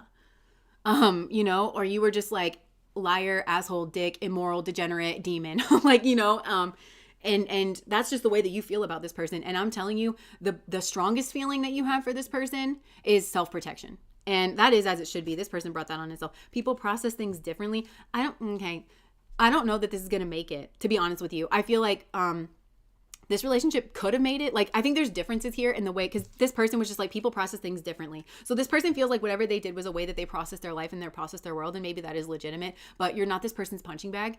And so yeah, that might actually, it's like, on the one hand, yes, that's true. On the other hand, absolutely not are you this person's punching bag. And if they are not capable of ensuring that doesn't happen, you more than certainly are. And spend time reframing specific repeated negative thoughts. This person wants to spend time with you. They want to explain themselves, but they don't want it to come off as an excuse. The problem is there is no excuse for this. Get clear on the level of communication they need. This person wants to get clear on the level of communication you need. They want to get clear on how much they say. With that, they don't want to piss you off. Like, this person, they don't want you to cut away from them. So they're trying to get clear about like, what things do I say? What things do I not say? And I think you're in a tough spot, because you're like, I need to know the truth about you, because I refuse to get sucked into whatever level of bullshit you think passes as being a human being and being in relationship as well. This person's like, ugh, like, because I get protective of this too. Like, I get protective of you, and I don't like this. And I feel like I can sense that you are on guard when it comes to this person. And I can also sense that it's for a very valid reason. And this person knows it too. And so I think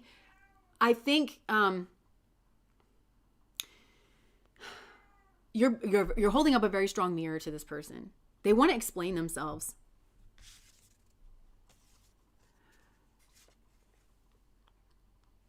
Okay, like, this is crazy, because these both came out like in reverse. Okay, but this says miscommunication, misunderstanding. And I feel like this person kind of wants to acknowledge, like, this was not a miscommunication and it was not a misunderstanding. Like, they're not trying to play these weird like semantic games. They're trying to say like, I fucked up. Like, maybe they intentionally misled you or something like that. I don't know. How do you intend to avoid making the same mistakes again? This was like, I feel like you're not even to that point yet. Like, of this person wants a relationship with you. Like, they want you to be in their life, like for the long haul. And if that was going to happen, you would need this answer. But this person is like, I think they recognize that they shouldn't even go there, because it's just not a given. It's like not even remotely close to a given that you're going to be in this person's life because of like what they did. So, ex-lover. Memories, the past, old flame, nostalgic. This could be you. This person could be very nostalgic, ghosted. Somebody here, this person could have ghosted you. So that's This person adds insult to injury. That they injured you and then they added insult to it. Heather, thank you so much for the super chat. So grateful for you. I'm grateful for you guys as well. Thank you so much. So this person could have ghosted and like, but this is it. It's like you see the deeper levels to this. You don't look at this as an isolated incident. You're like, oh, you're a person that injures me, and then you add insult to injury. That's the pattern we've gone through together. That is that's a disaster waiting to happen, you know? But yeah, oh my gosh. I just looked down. It's like, I wish I would have treated you better. Yeah, I mean, I feel like you're a very valuable person too. Like now all of a sudden I want to cry. Like I feel like this person made you cry and then just put salt in the wound somehow. Like mask, hidden motive, conceal, disguise, lying. Yeah, this person lied to you. They disguised something about their motives, about who they really are, about what was really going on behind the scenes. This is just, at the end of the day, this is like the person you can trust the least. Like just when you look at this, like this person is not trustworthy. There's nothing this person, I don't know how the conversation, I don't know that you're going to let this person get close to you, but literally ever again. But the conversation, it's like, how do you have a conversation with a liar? How do you have a conversation that's shown themselves to be willing and capable of disguising themselves for their own selfish gain? How do you trust anything that comes out of this person's mouth? That's where you're at. And then this person just, I don't know, it's kind of bothering me that they're just like, yeah, I wish I treated you better. Like I could throw up right now. Like, you wish that you had treated me better. That's what you say when you steal somebody's like cotton candy when the chaperone's not looking. It's not what you say after something like this. This person, or the universe was trying to warn you about this person.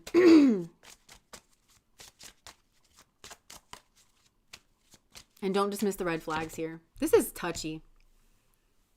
This person may want to travel with you, or this could have involved travel. Hookup, one night stand, intimacy, casual relationship, fling.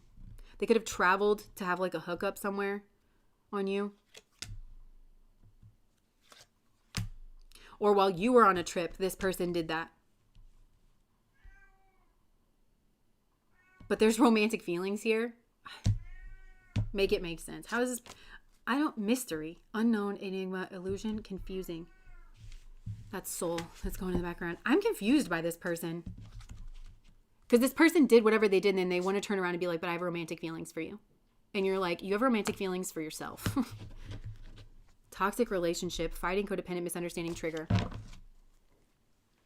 This person could have, for some of you, I feel like this person was like married or they were with someone else and it was toxic. And then this person's like, and therefore I'm entitled to lie to you because I have this need or something, like to be loved or whatever. And it's like,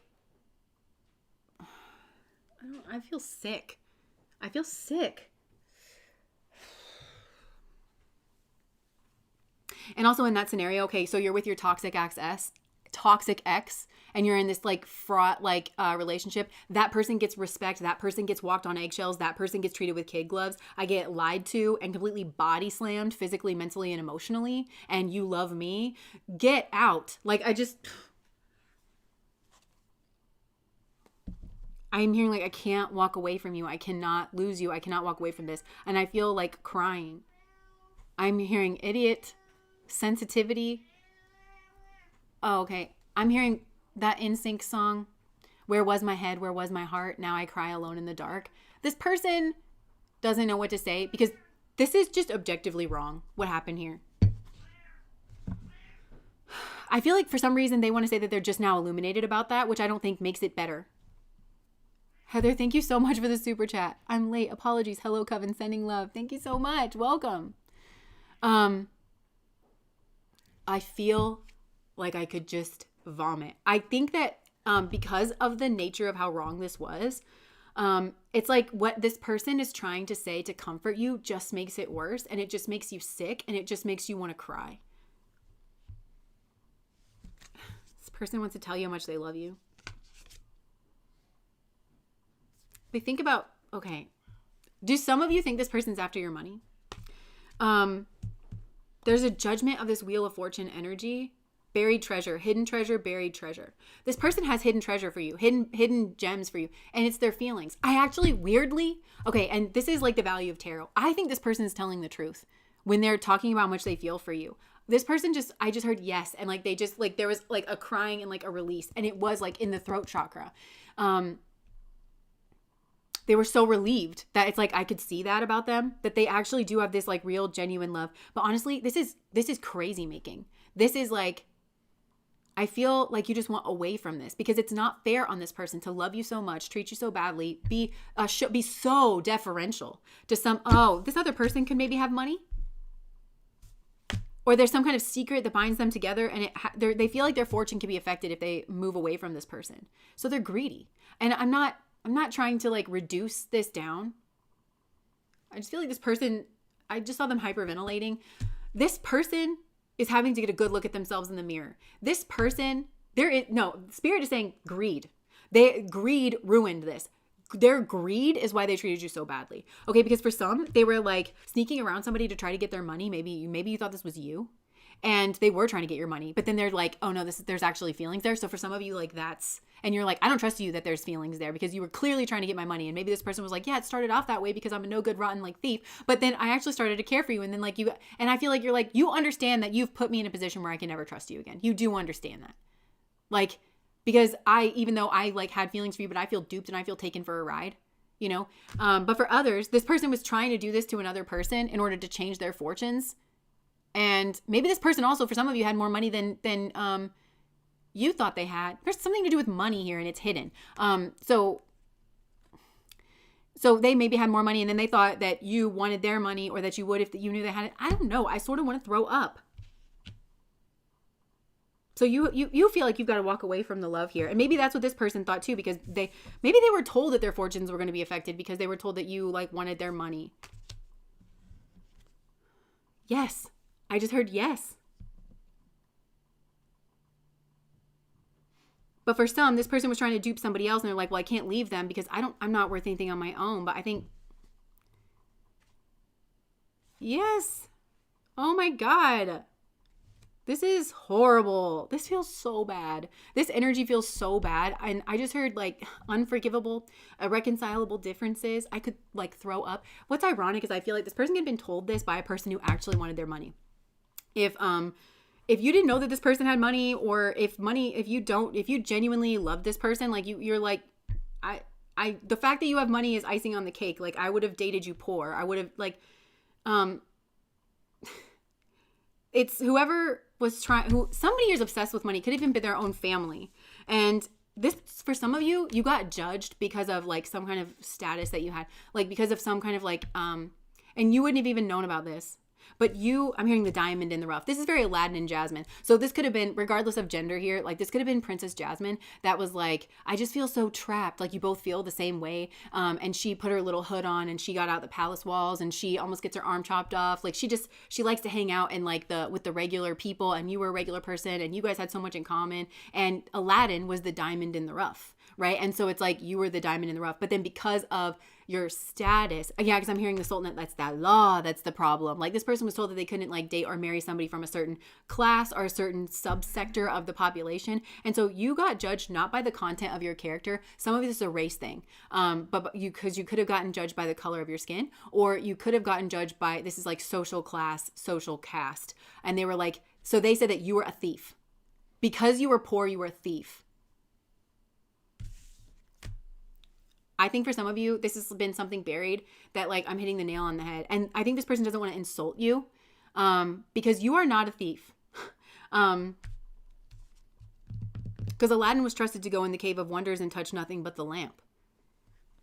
I think this person is realizing, I think what's ironic is this person got played. So somebody that was a thief, and this is how narcissists operate. Somebody that was a thief did this, and they pushed like an agenda on this person to get control of their money. And they actually, what really went on is that love is a threat to power and control. And I think it was seen that this person actually loved you and you actually loved this person, and that this was actually going to be like a very good thing, but it would put this person outside of somebody's control. For some, their family uses money to control them, and in order for them to be with you, that you're the kind of person, you had the kind of love between the two of you that you would have been like you actually would have been the person that was like they're controlling you with your money. And actually, maybe some of you have a very similar background where your family was, maybe your family doesn't have loads of it, but your family was trying to control you with money and you didn't let them, and like you always paved your own way or something. I just heard you know the value of a dollar. Like, why is it that your social status isn't that you know the value of a dollar? You know, somebody was trying to say that you wanted their money, and they were told that too, as so often is the case, by somebody who actually was preoccupied with their money and wanted some kind of control. Betrayal. Painful ending. And it made this person, I just heard an idiot, but this made this person like cheat.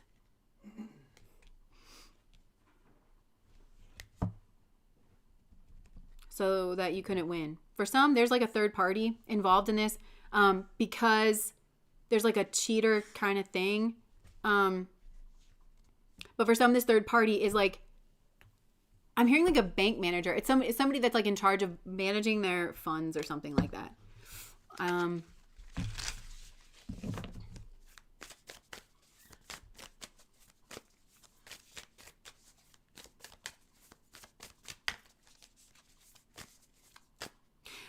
Somebody here also had the absolute audacity to benefit from being with this person. Like, that somebody here didn't have money to begin with, benefited from this, and then like has the audacity to look down on everybody else. And it's like, well, everybody else wants your money. And it's like, I'm sorry, who are you?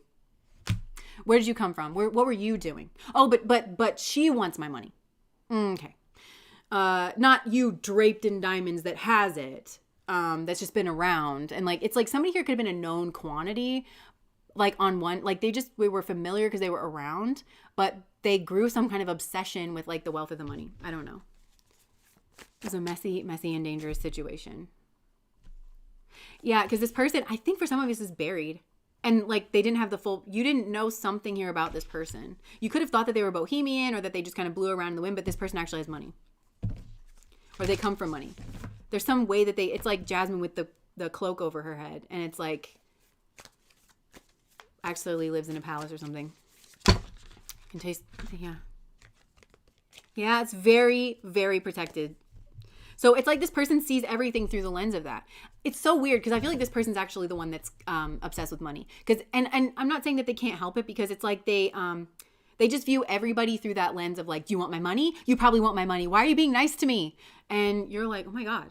And then this person's like, and then I'm going to kick you, bite you, pinch you, throw you off a mountain. And then I'm going to be like, they wanted my money. And you're like, I really just wanted you to not lay hands on me. So for some of you, this person could have laid hands on you.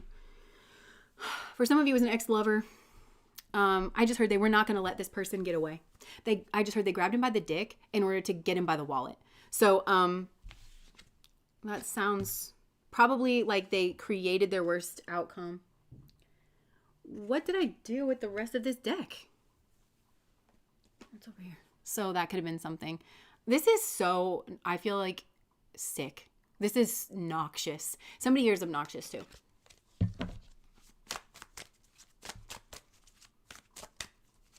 And he's her beard, Jess. I always pick up on that. The fortune chaser around him had bad people coming after me. That's another thing that I'm getting is for some of you, this is so specific. Please don't get paranoid. If this is a wife, she uses his money to harass you or like to harm you in some way. But it's hidden. The fortune chaser around him had people coming after me. The funny part is I live a simple life. They learned about who my family was, and it gave them a run for not their money. Nikki, thank you so much for the super chat. Thank you, Jess. The nuanced feelings you are picking up on and the expressing today are very validating and enlightening. Appreciating you big as always. Thank you so much, Nikki. She just won't come out. Yeah, I pick up on that energy a lot where there's a feminine energy that I'm specifically getting feminine. Not that this couldn't happen with masculine. If it's masculine, then maybe this person's more feminine. But it's like they actually don't even like men. But they are, maybe this is like of a certain echelon. They're expected to do certain things. So then they just got very strategic about who they were going to target and how they were going to target it. But I feel like there was a weaponizing of a friendship or a closeness in order to get somebody's like money. And there's pain and suffering for this other person too, because it's like they feel like they can't be who they are, who they really are. Anxiety, stress, depression, panic attacks, and restless. Legal matters. Yeah, they're afraid of legal matters. You know what? I just feel like this person is really attached to money. And I think it's really audacious of them to think that you're the one that's attached to money when this person's entire life is just like, this person kind of needs to learn that you can live on $40,000 a year. Are you going to live luxurious? No. But I feel like this person has more choices in their life than they let on. And I think, like, I don't know. Like I'm just thinking, I've never had much money. I mean, my dad's side of the family has some money, but it's like they're stable kind of thing. And they always did try to use like money to control me, but I just really never let that occur. I had a job since I was 14. I've just learned that the value of working really hard and being able to rely on yourself. And I wouldn't let anyone control me from that. Like, I am stubborn. I'm just stubborn enough to just tell somebody to kick rocks. Like, I don't know. I feel like this person, and maybe you have that perspective too, where it's like you grew up poor or you grew up relying on yourself. And there's a pleasure that comes from that. From the sweat of your own brow is what I'm hearing. And I feel like this person's just used to being taken care of, but also taken advantage of too. This person's been taken advantage of. Storm warning, upheaval, obstacles, wrecking ball, and drama. Or rather focus on spiritual fortune than the mundane. Yeah. With great power comes great responsibility. Exactly. Financial freedom is independent living. And for some, like, it could have been this person's family that misled them. Oh my gosh. He would joke about how he sold his soul to his job, but it makes him miserable and doesn't have enough time. That's exactly the selling your soul energy that I think that's what people mean when they talk about selling their soul. He doesn't have time for his passions, but it's like, I have to make money. Yes, you have to support yourself. Yeah. And you know, money it's a touchy topic because you do have to have it to get by. You do have to like meet your needs, you know, and I don't know. I heard this person's been taken for a ride and they've also been taken for granted because I think people target this person for their money, but what's ironic and also obnoxious is I feel like you were the one person not doing that. Okay. 9 of Pentacles. This person didn't see your worth. They didn't see your value in the past. I just keep hearing that NSYNC song. It's like, I think it's called I Drive Myself Crazy. I lie awake, I drive myself crazy thinking of you. Made a mistake when I let you go, baby. I drive myself crazy wanting you the way that I do. So this person, I don't know. I was such a fool. I couldn't see it, just how good you were to me. You confessed your love, undying devotion, and I confess my need to be free. And I feel like this person did something that they confessed their need to be free, but it was like manufactured in this person. And again, they don't understand freedom. But I feel like this person gave you the wrong impression of themselves. Like, I feel like it was the influence of other people, which is why they were acting the way that they were acting. And now they hate that they listened to those people because it caused an obstacle for them. I hear a different boy band song. Bye, bye, bye. Yeah, I feel like you're insulted, frankly. You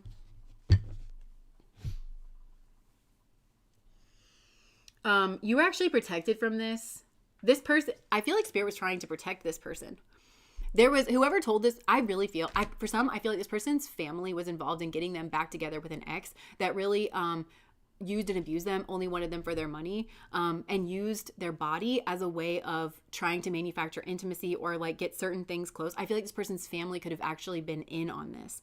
And Spirit was actually trying to keep this person protected, and they were trying to get this person to understand the red flags with this like warning energy. Don't dismiss the red flags here. So Spirit was actually kind of maneuvering you into their sphere to be like, you could have a different life. You could have a real life. You could have a real love, which I think is like what this person actually wants, because I think this person was always afraid that nobody could actually love them and that they would only ever love their money. And I actually think that's the situation. If this person is not with you, then I feel like that's the situation that they got themselves in. Because I don't know how much money this person has. I mean, they seem to think that they have like enough to where it's a problem, and that people don't really see past that. And I really think that you are actually a very special person. That I really think that it's so ironic because I feel like this person's greed and like the people around them's greed. Just because these people have money doesn't mean that they're not greedy. Because I feel like you're not greedy. And yeah, so yeah, there was interference. I'm telling you, there's interference. Somebody got in this person's head. And it was an ex, and there was some kind of family to do with ex. And this ex wanted the money, and this family was obsessed with keeping their money. And you were different, and there was real love between the two of you. And it could have been because you didn't know that this person had money, and they could kind of see that there was a natural connection, and it was a threat to their hegemony. I just heard hegemony. It was a hedge fund, or it just like it was a threat to their blockade. There's an actual blockade around this person. It's like their whole family's in on it, and they act like they love this person, and they do love this person, but they also will control this person above that. And this person's in an abusive situation. And I think for some of you, I just heard blackmail. So whoever they got with actually ended up blackmailing this person, or has them by the balls is what I'm hearing. There's a thinly veiled threat. And that's why this person's like afraid of some kind of like legal opportunity. So there's karma happening for this family. There also could be some kind of treacherous way is what I'm hearing, that this family made their money. And that could also be coming out into the light of day. Because I feel like there's karma being passed on this entire family. Like there's a judgment. They could have learned something here about that as well. I do think that there's a person in this person's family that is very sad, jealous, and regretful. Is what I'm hearing. They could be jealous of that you actually do love this person, and that they could have had that. Some of them, it could have been their jealousy of that, because they could have the same fears. That's why they destroyed things, but they're actually feeling very remorseful for the role that they played. Because I feel like it could have been a sibling or a brother that went to go drag this person back by the collar, and they really shouldn't have done that, and they feel very complicit, and they feel like they feel like that person, like their person, their family member, was actually on their highest and best path, and that they were an agent of like the devil that like pulled them back to something that they were almost out of, or they were so close. It felt like they were so close, and then they got in their head or something. Older brother, yes, just half brother. Yeah. But it feels like that person was sent out by somebody to represent the interests of the family. This is very like, I'm seeing flags and like insignia, and it's like, we do this sort of a thing. And so actually this person's biggest enemy is like their family, because their family acts like they care about them, and they probably do care about them, but they care about the money more. And that is a wound in this person that they've replicated in their partner. Maybe their partner, I think there was a friendship. I actually don't think there's love or attraction here, because I think for some of you, their partner is not attracted to the gender that they are, or they're more attracted to. Yeah, there's something going on with that. But they're more attracted to the money, and it's like they didn't. This person is basically collateral damage in their own life, like for their family and for this partner. They're just collateral damage. It's like, I'm sorry, I just wanted the money, and you were just a casualty in that. And I feel like there's some ironic karma that's actually being played out here, because that's how their family, that's what they were doing to you. And this person felt like, okay, well, they were doing it to you. No, they were doing it to him too, or her too, where it was like, I'm sorry that you guys have a real love between the two of you. It's just collateral damage to what I want and what she wants, because, she has to have a rich partner, and, we have to we're trying to protect our money, and that just means that we don't accept outsiders. And, but I actually, I've noticed this, like with the age of Aquarius, these karmas are turning. So I feel like this family's fortunes could be going down, because Krishna plays a new tune at the end of every age. So I think this family had an opportunity karmically to work with the divine forces and to keep their fortune. And I think it had to do with, you've got to be bringing in outsiders, and you've got to be benefiting. We're going to switch this up. So you're going to play nice, and you need to be benefiting people that are less fortunate. You cannot just stick to this like hegemony. I keep hearing that, hegemony. Or we're going to take it, because it's time for the energies to switch. So you can switch the energies yourself, and you can play nice, and it would be through the forces of love, or we're going to take it. And I feel like this person can't take it anymore. There's going to be something where it's like, they just don't, I don't know. There could be something that somebody here says, because somebody here doesn't shut their mouth, and they say stupid, ignorant, belligerent shit. And I feel like this person's just going to be like, I literally cannot take it. I also think that my husband was telling me about this Reddit thread that he read, and it was like really getting to him, where it's like, this man did everything for his wife. Like, he really helped out around the house. He held down his own job and everything. And they've been together for like 15 years. And he was like, I don't really mind, because this is like who I am. And this is like, I feel like I can bring this to the table. But she never says thank you, or she never like shows her gratitude. And he was like, but that's not why I'm doing it. So like, that's like totally fine. So you can tell that this is like a person, the kind of person that often gets taken advantage of, because they do have like such a pure heart. So, but then it came out that his wife was shit talking him, and had been for a long time, with like 2 separate friend groups. Because he overheard her lying about him, where all of her friends were talking about their husbands never help out around the house. And he was just in a room where he could hear them. He wasn't even trying to eavesdrop or something. And he was like thinking to himself, he's like, I'm so glad that I'm not that kind of a husband. I really do make it a point to do that. And then he hears his wife like chime in and she's saying all these negative things about him, like, oh my gosh.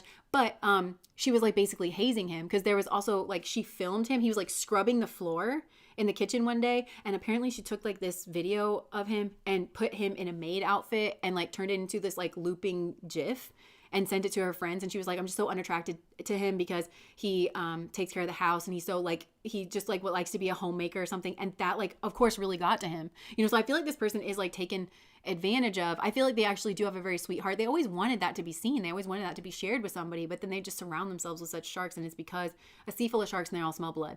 And it's because this person is sensitive in some way. They are a very heart-oriented individual. I think this person's family was right to worry about them in that way, that they're a very sensitive person. But they were just so misguided and so selfish and so greedy. And the irony is they did all of that while saying that you were the one that was greedy. It's very, there could be narcissists. I am hearing mother,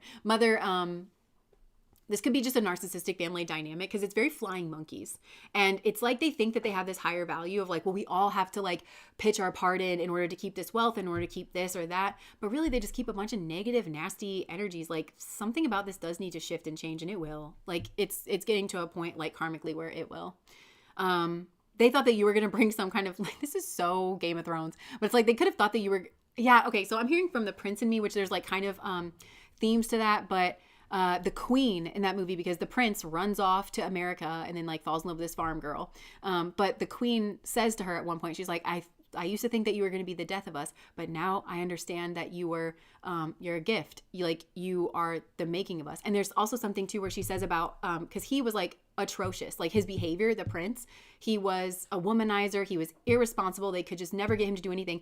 And she's like, when that change helps to turn a boy into a man, then one has to admit that they were wrong. And I feel like there's something about your energy that it's like, maybe this man is just like perpetually immature, but I feel like it's because he doesn't see himself in his life or anything. He's like perpetually controlled. So you had some kind of natural effect of like turning him into a man, but a man has to move away from his mother. And I feel like because of the money aspect here, he didn't go through a natural maturation process where he differentiated himself from his mother. And so, and for some of you, the roles are reversed where it's like, you're the one that has money, but this mother wanted to maintain control. And so the fact that he loved you and the fact that you have money and you are successful, it was a real threat to her, like narcissistic control over him. And so she said she was the one telling him that he's never going to measure up for you and that you're just going to judge him and think that he's greedy. Or she could have even been trying to say like, take their money or something. I don't know. Yeah. There's another Reddit post that's coming to mind, but this has already been so long, so I'm just going to leave that there. Anyways, that took it like a strong turn. So I feel like basically this person was horrible to you. Like, and I do mean horrible because this feels irreconcilable almost to me. Very much on thin ice. And I think that's really shown I feel like this is throwing it back in his family's face because this man, you won't talk to this man. Your greedy ass should want to talk to him. I mean, he's got so much money. But you don't want to talk to him. It doesn't change anything. You think he's an asshole and you don't want him anywhere near you. And so that's part of the karma where I feel like this person's family was like, holy shit, that was a good one. Like, you know, and maybe we should have, I'm also hearing that's part of their karma. Like maybe we should have trusted this guy's heart because maybe that's trusting God. But they really only pray to the idol of greed, these people. It's so ironic that that's what they accused you of to me. It's so narcissistic. It's very projection. Yeah. Danae, thank you so much for the super chat. For setting me free over and over. I'm so glad. Yeah, so it's like these people don't trust the human spirit too, because there are nasty people in the world for sure, but there are really good people in the world. And if you want to shut yourself down to the fact that there are really good people in the world, and it behooves you to get in there and like get to know people, really get to know people before you judge them based on superficial crap. I mean, yeah, you're going to live a sad life. So anyways, this person betrayed you and ran off with somebody else who actually was all the things. So I just heard God look, and the mother's pissed. And this wife is pissed too. Like somebody's like they wanted to cut your cord between this person. And I feel like there's something that God did to bring you back around to the consciousness or to the zeitgeist of this family. And they're pissed because again, you threaten their control. But God just came in here with a wink and it's like, this was atrocious, but I'm trying to make you laugh. Okay. Because the karma for this family is sort of funny. Okay. Because he married the exact person that they were saying you were, and it is a little bit funny. And I want you to laugh, okay? Because they're not getting away with it. So laugh a little bit. This was horrible. Like, you cried enough. Like, I really feel like God, like, literally, I'm hearing God's trying to make you laugh. Like, there's something actively funny about the karma that these people are receiving. And it's all for you. I just heard, like, God saying, like, mm-mm. And for some, they wanted to laugh at you. And so God is saying, why don't you just kick back and laugh at them? You did cry. I can't laugh at other people's pain, but it's just laughing at the irony. That's what it is. It's not, you're not laughing at other people's pain. There's, if you're interested in irony or like, that was a funny little twist, that's what I'm talking about laughing at, not somebody's pain. Because, I do feel like there's a lot of pain here, and it's, but the pain is coming from them. And like, that's their lesson, is like, they've brought that upon themselves, but there's some kind of like funny little twist where it's like, you couldn't have made that happen if you tried, you know, kind of a thing. And I think there's just people that are used to getting away with being like presenting themselves as one way, but they're really another way. They've done this forever. They're so used to getting away with it, and they're not getting away with it anymore. And so I think that there's, I'm seeing the scene from Mean Girls where, you know, they've been giving her those like Caltine bars that made her gain weight, Regina George.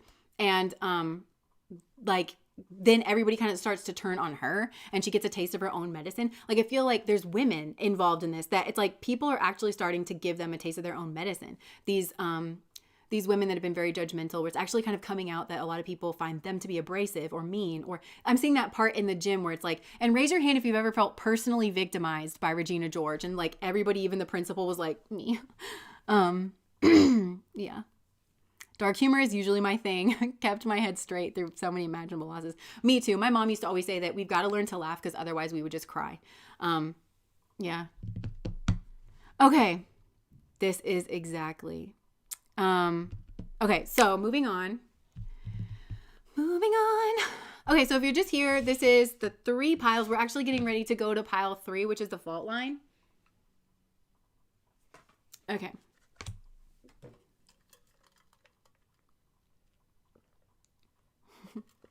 Karma is a cat purring in my lap because it loves me.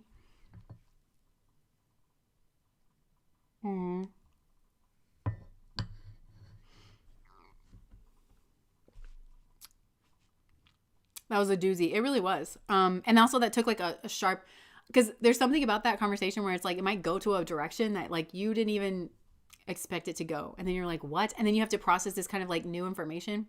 But Spirit's saying, don't sell yourself out. You were treated bad. You were treated poorly here. Karma ain't a bitch unless you are. Okay. Pile number 3 is the fault line. There we go. Okay, so I just looked down and all of a sudden I have all of these decks just like piled up over here. So it's like all of a sudden I look down and there was like all this crap. What is the reading that we're doing? What do they say about you? They want to say, or no, what do they want to say to you?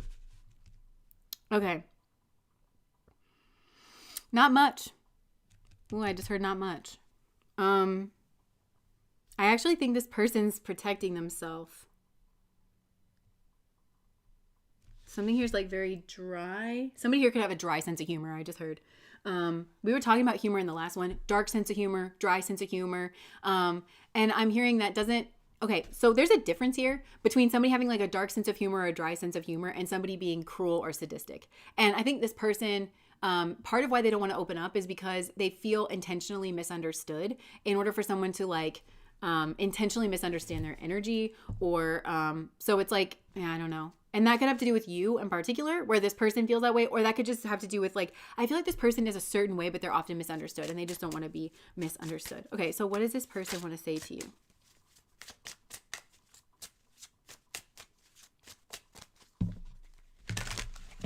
I just heard licks, like they get your licks in.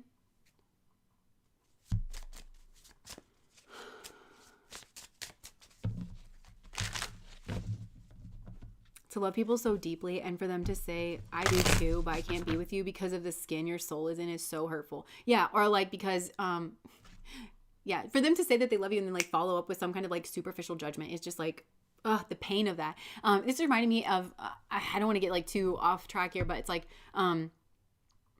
It reminded me of a reading that I did a long time ago where it's like, next time just be my enemy. Like, we're soulmates and you hurt me so much by like being my soulmate and by being this decrepit or like, you know, whatever. And it's like, just next time be my enemy. Like, that's what I would prefer, you know? Just walk up to me and punch me in the face instead of saying hello. Like, lies we tell children. We do not lick people. That is a lie. Okay, from the jump, I would prefer that. Okay, what does this person want to say to you? This person, it's like, I think this person doesn't have a communication problem. I think this person is like usually very communicative, but there's something about them where they stop themselves from communicating because of some kind of division here. I just heard division of assets or division of resources. So for some, this could be a person that is afraid. It's like, maybe they want to divide things up, but they don't want to make things worse for themselves. So they do actually have a lot of truth that they want to express to you, but they don't because they don't want you to take it out on them in some kind of like divorce process or something. But for others of you, there's been something that's gone on here and they could have been blamed for certain things and that were not true, or like, I don't know. I actually, because this is a person where it's like, if I get going, I'm just going to keep telling you and I don't want to. So like I stop myself before I do. And it's a form of self-care. So this person's very tight-lipped, but it's actually a form of self-care. They're not trying to be withholding or anything like that. This person is just very, yeah, they're very just self-protective. And there needs the fault line. Okay, so it's like there's something here where it's like this person doesn't like to just blame people, but there is something here that someone is actually at fault for. And if they haven't, I just kind of feel like if this conversation is not going to be started by you taking, or flip the energies of by like you taking accountability for something you actually did wrong, not making excuses for it, but just saying like, I am at fault for this. Unless it starts off that way, then I feel like this person just doesn't want to have the conversation at all.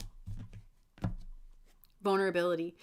This person, I think you were in denial about this person's vulnerability. This is actually a very vulnerable person because people misread this energy. This is like a stoic energy or a very tough energy or just like, I don't fuck with that kind of energy. And that actually comes from a place of because I'm so vulnerable and soft on the inside that if I open up and you are giving me the runaround and you're not taking accountability or you're even like projecting onto me or like it's gonna hurt me so bad that I just don't want to speak to you. There's a Taylor Swift song. I swear to you, I listen to other songs. There's always a Taylor Swift song that comes to mind, but it's like I just lost it, but it's dang, I just lost it. It's I think it's from I Almost Do, the song I Almost Do, but it's like, you never considered that the reason I don't reach out and the reason that I don't speak to you is because I can't say hello to you and risk another goodbye. I can't, it's like, don't go to the grocery store hungry. So this person's like, if I go in there, I'm going to buy 4 bags of Cheetos and 2 tubs of ice cream, you know, and whatever. So if I go in hungry. And so this person is like, I can't go in there vulnerable because I'm so vulnerable. So it could be that this person's processing something and they need to be away from you in order to do it. And they don't want you to interrupt their processing because this person needs to make sure that they have their own back. And so they don't want you to confuse them with your excuses and with like projection, because this person, and I don't know if this has to do with you specifically, for some of you it does, like the way that you've handled them in the past, but for others of you this person kind of understands psychology, or they understand like human nature is to deflect and to and this person is like, I need to make sure that I know what I think about what went on here. I need to make sure that I know what I need so that I can advocate for it before I start a conversation. So this is very gray rocking.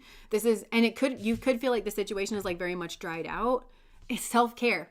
Like you misread something. So, maybe people often misread something, because for some of you, maybe you didn't, but this person's very afraid of being misjudged and misunderstood and being treated, because I feel like this person is very sensitive and they're trying to protect that. And they're also trying to not knock their own position in the world.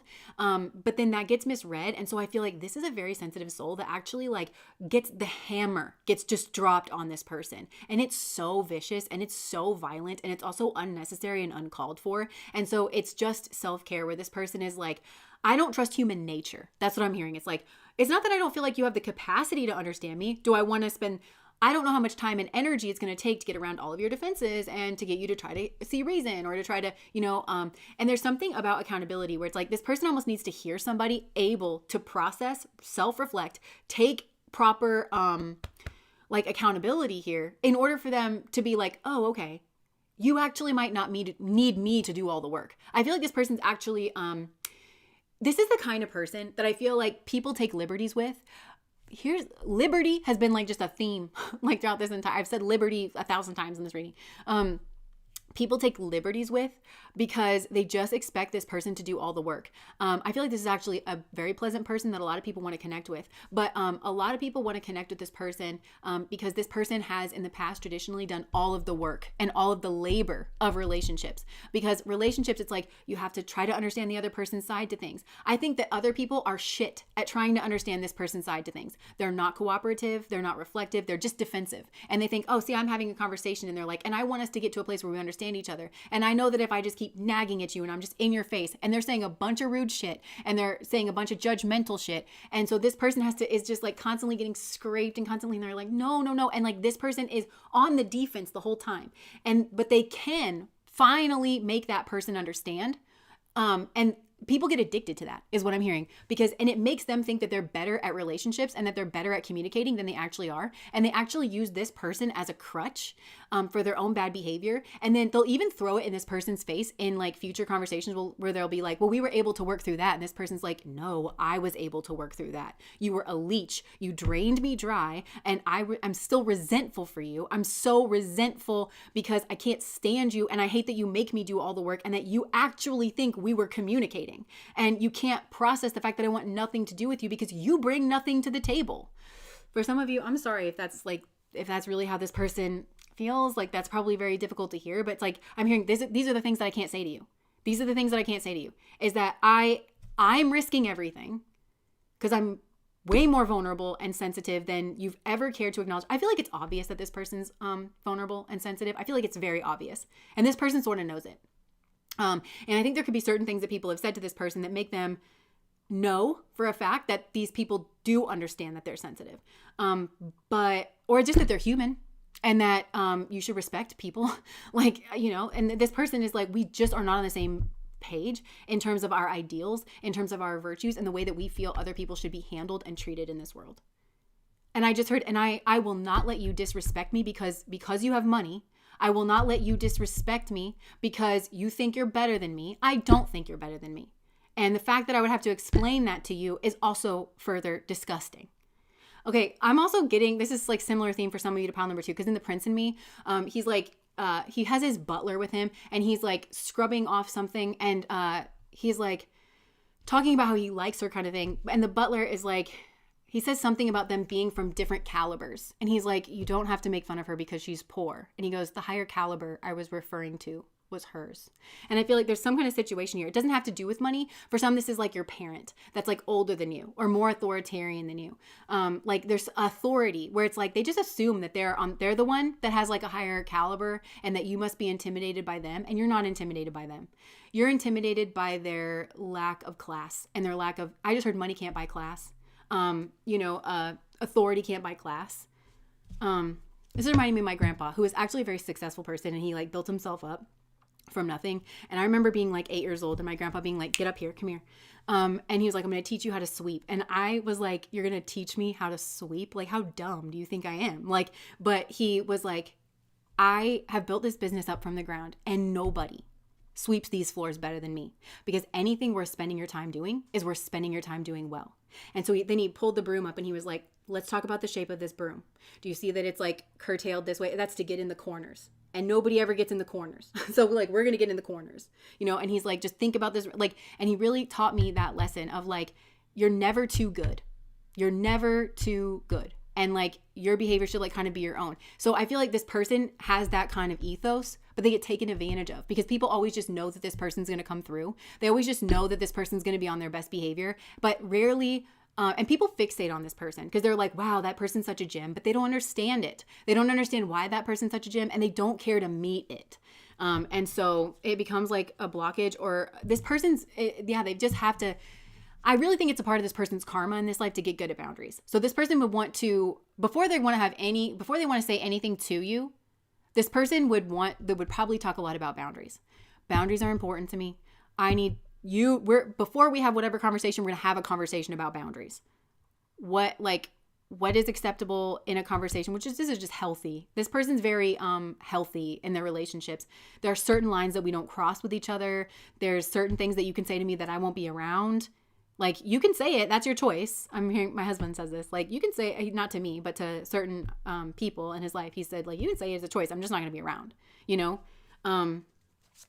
So first and foremost, this person would, I think this would be very slow going if this is possible to retrieve at all. And for some of you, it is because boundaries have not been honored in the past, or there was like some kind of sloppy social skills or cooperative skills. It was something very uncooperative, and this person knows it. Because I feel like this person has been involved with people who want to win conversations, and this person feels like they're so cooperative. I'm hearing they're just so cooperative that it's like they don't think that you win if you don't understand each other. They don't think that you are, they don't think it's a win if you dominate and you get all the things on your list. This person's very happy to make a compromise if it's going to suit you and if both of you feel comfortable, because this person really is very relationship focused. So I just want to say this, and I'm sorry if this is hard to hear. If this person has moved away from you and refuses to have a conversation or a relationship, it would very much behoove you to do some soul searching and figure out why, because this person is not brash. This person is not wrong. This is a person who's really, they know exactly why they moved away from you, and it has to do with like social hygiene. And you can learn a lot here from this person, and you can make sure that you don't lose other people like the way that you lose this person, like other good people. I feel like there's some real denial about what's like gone on here. Finances, financial challenges are affecting this connection. Ironically, so pile number 2 was like all about somebody being like rich. So I think maybe for some of you don't understand financial challenges in another way. This is also could be generational, where I'm sorry, the sun is like right in my face. Would you mind helping me?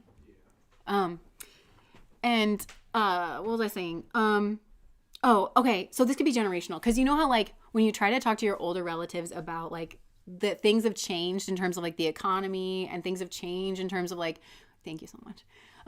Where they change in terms of like, it's just different now. Okay. It's just different now. My husband and I, we were talking once, and he was like, I think it's interesting because, like end of Gen X, millennials and like under, we all have more in common with each other than we do with like our older relatives. Like for the first time in history, like it doesn't matter so much that like your grandma immigrated from Poland, and like we all understand each other better regardless of what walk of life we come from, because of like modernization and the internet, and like we do have to understand what the job market is and stuff. So it's like you're always, and technology changing and things, it's like we have more in common. And so there's somebody here who doesn't understand the way that finances have actually affected this. But this is like, you don't understand how like if I have to work like 2 or 3 jobs just to get by, what like 20 years ago I could make the same amount but just work one job. You don't know how that affects my energy. You don't know how that affects my mood. You don't know how that affects my sense of security for the future, which you don't understand how that affects my mental health. Like,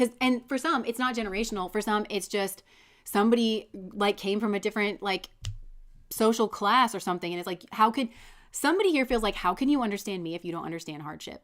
Like if you've never had to struggle, like you can't possibly understand me, and there's no possible way that I can make you understand that. Again, I'm going back to the prince in me, because when he goes back to his country, he's like, do you know what it's like to be a farmer? And like when you take home this, and do you know what this tax is? And they to watch your hard-earned money like get cut up into like smaller pieces. Like there's something here like that where it's like somebody doesn't understand the real practicality, day-to-day life of your existence. And they feel like it's such a deep chasm and it's such a deep split that they don't, and they also feel like it's not their responsibility to make sense to you.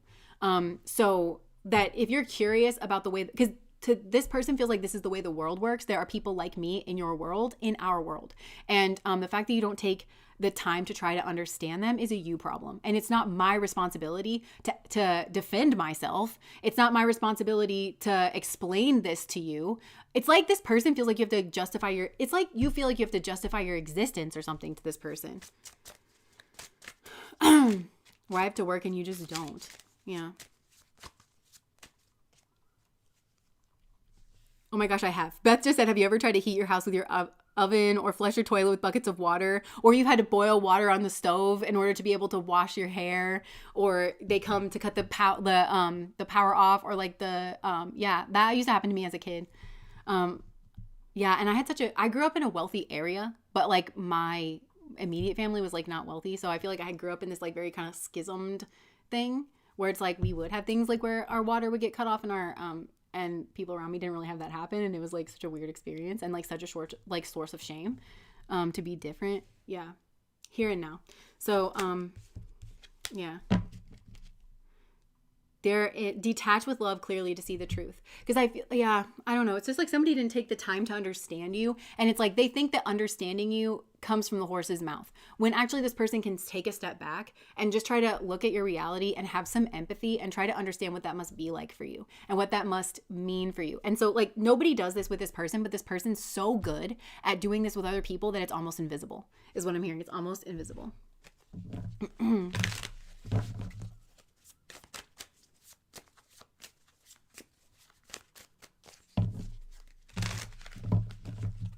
Oh my gosh. Yeah. See, look at all the stories in the chat. It's like everybody has these stories and we all tend to go through life and think that nobody's struggling. And look at all these stories. It's like, you know, my mom used to take me to shower in the home she was showing as a real estate agent, or like, yeah. Cass is funny since he grew up poor. Did he forget?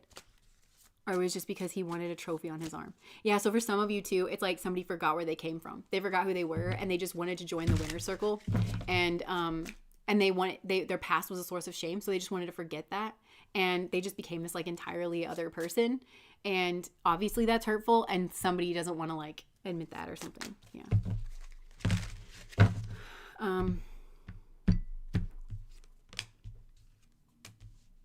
Married a Jezebel? I can't show you these cards, but married to a Jezebel. Okay, so for some, it's like there's real feelings here, and then somebody just like married a Jezebel. Yeah, this is more like sweet talk. Somebody's fed up. Somebody is just fed up. I can show you that one. Yeah, they're like, no. I just heard you're the most painful person to have feelings for. And I just refuse to be complicit in my own torture. But not for all of you, it's a romantic connection. Because for some of you, it's like family. Or it's like, yeah, I don't know. Simplicity is where it's at. Okay, let me just see. Anything else? This is too hard of what this boils down to is this is too hard of a conversation to have with an unskilled partner. To have with an unskilled other. And somebody who's not going to do their background work.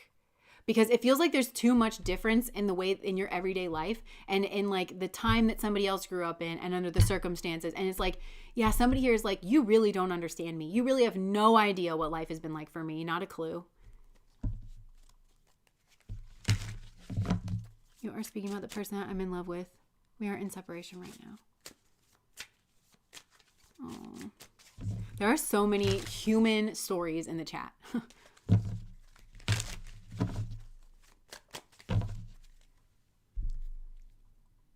Yeah, there's just a lack of understanding. That's just like what I'm getting. And something here is like outside of the norm. So somebody here also could have like a very abnormal experience. And somebody's like in denial about that. Or somebody doesn't want to be traditional and somebody's in denial about that. Like, I don't know. Somebody here was disrespected. And they're so sensitive. That's what keeps coming out. Ace of Cups. And look at whatever this creature is. Oh, it's a giant whale. How is this a whale? They're saying this is a giant whale. Okay, that was neither here nor there. But yeah, it's like the Ace of Cups. It's very sensitive. And this is such a defensive pose. And whales are huge creatures, but they're so not threatening unless it's a killer whale, but it's like I'm picturing like a giant blue whale. It's like huge and it's right to be intimidated. So there's something about this person that's like huge and it's right to be intimidated, but it's like there's such a softie and they don't have sharp teeth or anything like that. Like they just and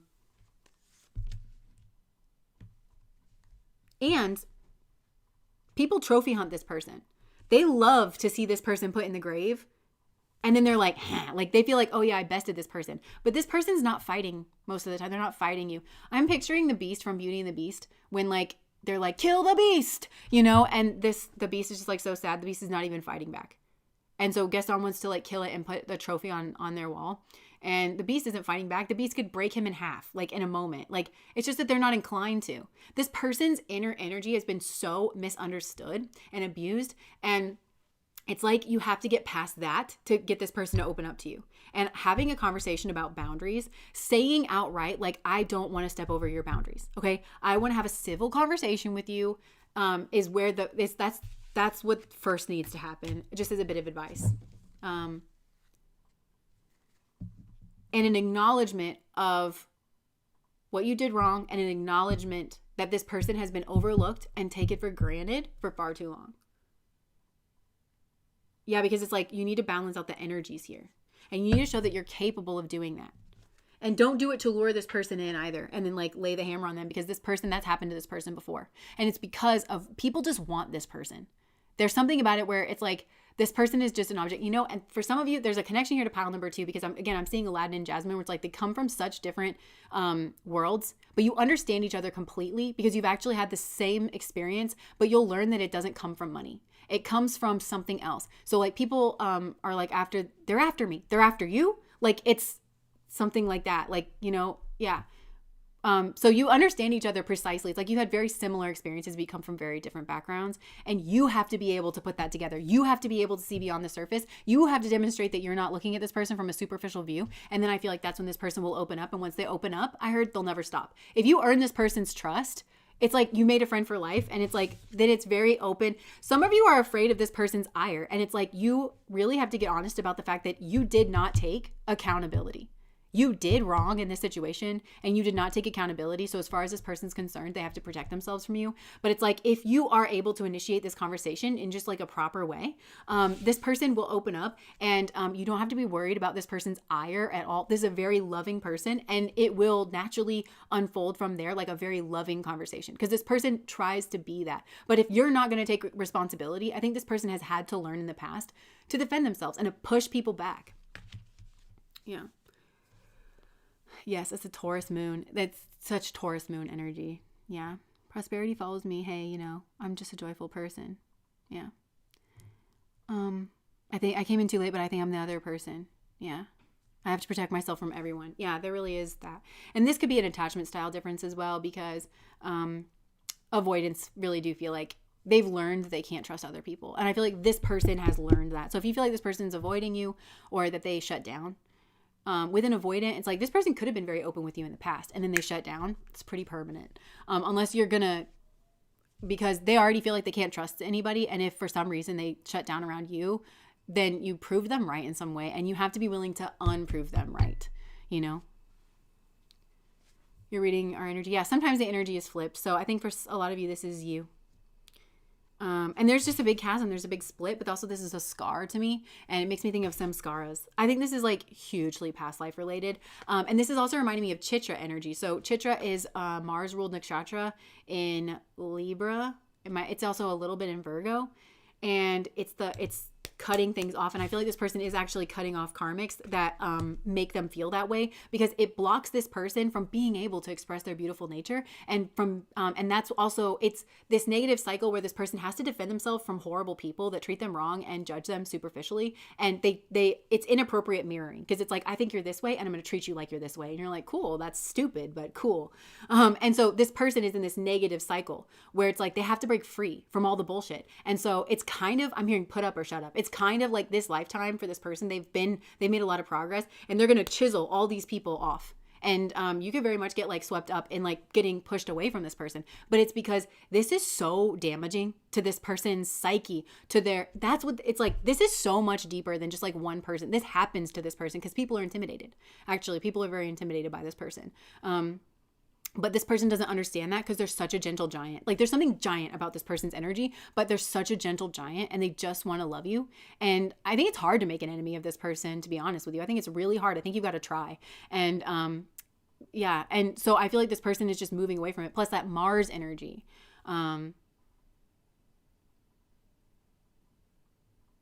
Yeah. There's something about this person's Mars as well. They could have really sparkly eyes. A lot of times Chitra does. And it's like a very balanced energy. And it's Virgo into Libra is very intelligent energy. So I feel like this person's very intelligent, but it's in a very pragmatic, very skillful way. So this is hugely important, this cycle for this person, to cut away from a lot of these like people who've been putting them in this box, because it does actually affect the way they view themselves, their self-esteem, and they need to be able to express the fullness of themselves. And I'm hearing like this person does, it's like they need to be loved and criticized in their actual energy. And the people that this person cuts away from acts like, okay, well, I love you, but it's like for the wrong reasons. And you criticize me for somebody I'm not. Like, you criticize me for traits that I don't have. It's like, it's very much, who are you speaking to? You're not speaking to me. You don't know me. Who are you talking to? Like, it's very much like that. And this person really wants to be seen.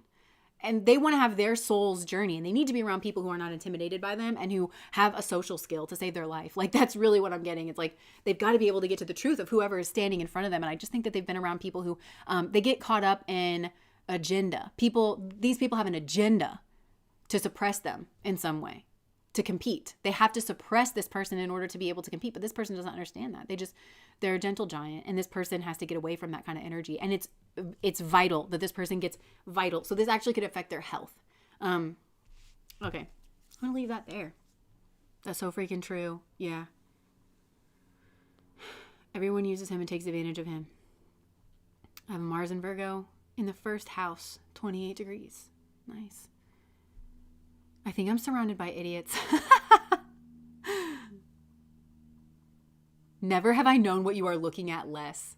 Yeah, because it's like, that's what I'm saying. For this person, you have to understand. And I think for some of you, this is actually personal to you. But for others, it's just like to other people. This person is like, feels like they're at the bottom of a mountain, like looking at all the things that they have to describe to you in order to be understood, to get to the top of the mountain, which is the final piece of understanding.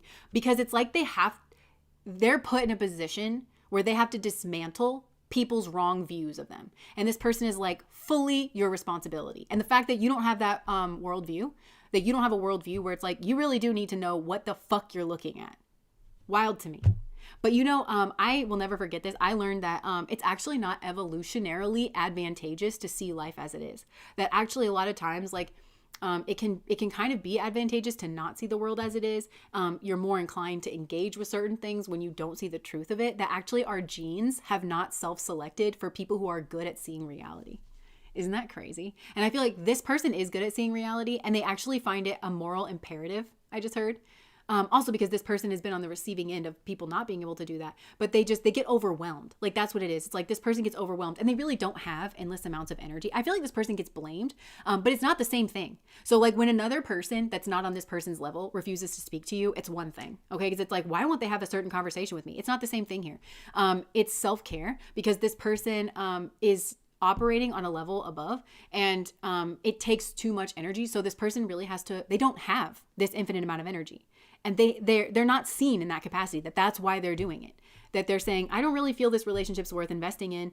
I can see that I could undo all of your bullshit if I wanted to, and if I had endless amounts of time. But also for some of you, it's like they have like they have to pay their bills. So they got to go to work. They don't have like all day to sit and undo whatever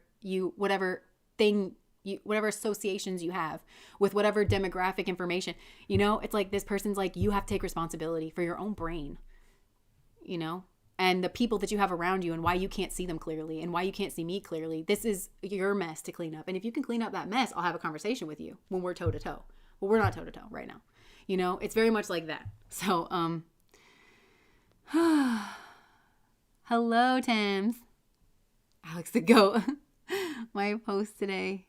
Why is it so difficult for humans to see life the way it is and accept it? And like, honestly, it's hard for me to accept it too. Yeah, it's hard. It's because life is suffering, right? The Buddhist tenet. And we're all just trying to escape suffering. And a lot of people try to escape suffering through ego defense mechanisms, which is essentially seeing the world through the lens of fantasy, the way that they wish it was, or that makes them feel better about themselves if reality was really that way. But it takes having principles, and it takes having virtue outside of that. So, okay, some of you, I just have to tell you this is coming through. There's like this older, quote unquote, elegant woman that has somehow been judging you or been affected by you. And you have more elegance in class than she did, but she had more money and opportunity than you did. And it gets this person's goat. It gets this person's ire. And for some of you, that's why this person treats you badly. That's just like a random message that came in here. And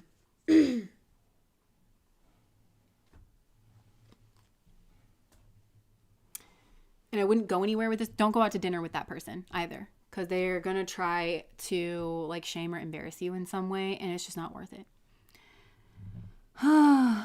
Okay. Things are not always as they seem. Yeah. We can't escape suffering. It is a part of life, but that's acceptance. And then, like actually accepting something changes your worldview. But a lot of us are in rebellion to certain things, but okay.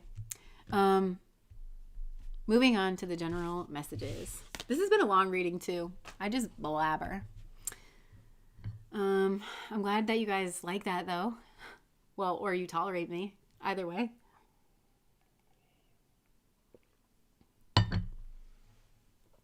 I love it. Thank you.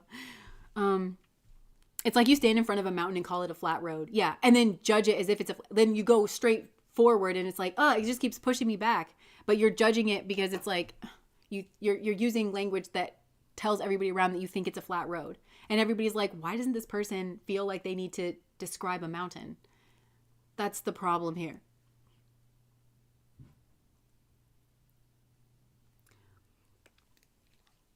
Jess, I've been thinking about what you said. Acceptance leads to stability for weeks. And I love your Mercury mind, Jess. Yeah, acceptance leads to stability.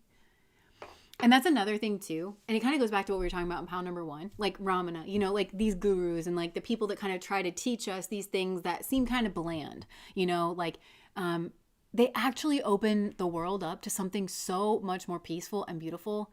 And it can be, I get glimpses of it, right? Because what I think is enlightenment, because we all have enlightenment experiences, but it's like, it's hard to be like fully awakened all the time in this world. I think that it's like few people that have actually done that. But it's like it's all for you. It's for your highest and greatest good, that you are led down that path and that you're not led down the path of excess. And like, it's not the answer. And people from time immortal have tried to tell us that's not the answer. Rich people and famous people are some of the most miserable people. Look at what's happening in our world right now. I bet you're pretty glad for your plain life. And look at pile number 2. That person can't trust that anybody loves them. So if I told you like, you can have all the money in the world, but we're going to drop you into a vacuum of love. Even your family isn't capable of loving you and seeing you as a person. Would you want that life? That's what I'm saying too. Because I always think about Ramana, who was born in like rural India. He wore this like loincloth thing for most of his life. I read a story about him where he heard that someone was suffering and he walked and he had kind of like a limp and everything. He walked all the way over there to make sure that they were okay, to give them his blessing and everything. When he got there, he was hungry and that person had just finished oatmeal and he like just licked the bottom of the oatmeal and he was like so grateful for that, and it's just like that. How could you think that someone that like me that got born into like a wealthy suburb in America has better karma than someone like Ramana? It's like we don't understand these things. He was put in the exact circumstance and to where he wasn't surrounded by opulence or greed, or he didn't feel like he needed to keep up with the Joneses, or maybe he did. I don't know, but he was, in a way, his psyche was allowed to flourish in like the exact right soil that he was meant to grow in. That's like high karma. So, yeah. Okay, let's move on to the general messages. Okay, so Spirit, outside of this, like, what would they say about you? Is there anything that you want to talk to us about? I just heard it'll all come out in the wash. Anirata sort of karma. I love your blabbering. Thank you. That makes me feel seen and loved. There's something, it's in Spanish, and I can never remember the word because I just heard about it one time. But it's like chistos or something. But it's like when the example my teacher used was like gordita, like calling somebody a little fatty. It's actually a sign of like love in that culture, because like if you are truly like a little fatty, like if you're small and like chubby, like because they're acknowledging the reality of you and they are loving you for that, and they're not making it this weird thing. Okay, so maybe this is part of the message. They're not making this weird thing that's like nobody can ever talk about, they're just bringing it in the light of day, and they're like, you are what you are and I love you kind of thing. So yeah, maybe for some of you, if you feel awkward or uncomfortable, it's like, you are what you are and I love you. It's so powerful. If you can find a way to kind of like communicate that. Somebody doesn't want to know that you don't see the problem with them, you know, what you deem to be a problem, because they might also not see it as a problem themselves. And you leave that open because that's so subjective, like whether something is positive or negative, or like there's positive and negative things about, I don't know. It's like, you don't understand this person's worldview, and it might be offensive to like cast, like, I don't think it's a problem that you're a little fatty, you know? It's like, just, if you can find a way to just communicate like, you are what you are and I love you. And for some of you, it doesn't need to be said. Like, it makes it weird like for it to be said. I don't know, or something like that.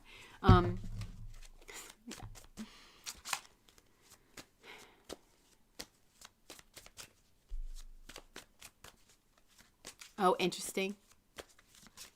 Ramana, okay, so Vidya, Rags Maisley said, Ramana was born into one kind of privilege, though. He was a part of the elite Tamil Brahmin sect. Gave that up is like giving up white privilege to lead the ascetic life. Amazing. Amazing. I just love him so much. Okay, I don't know. I'm just going to blabber more. Okay.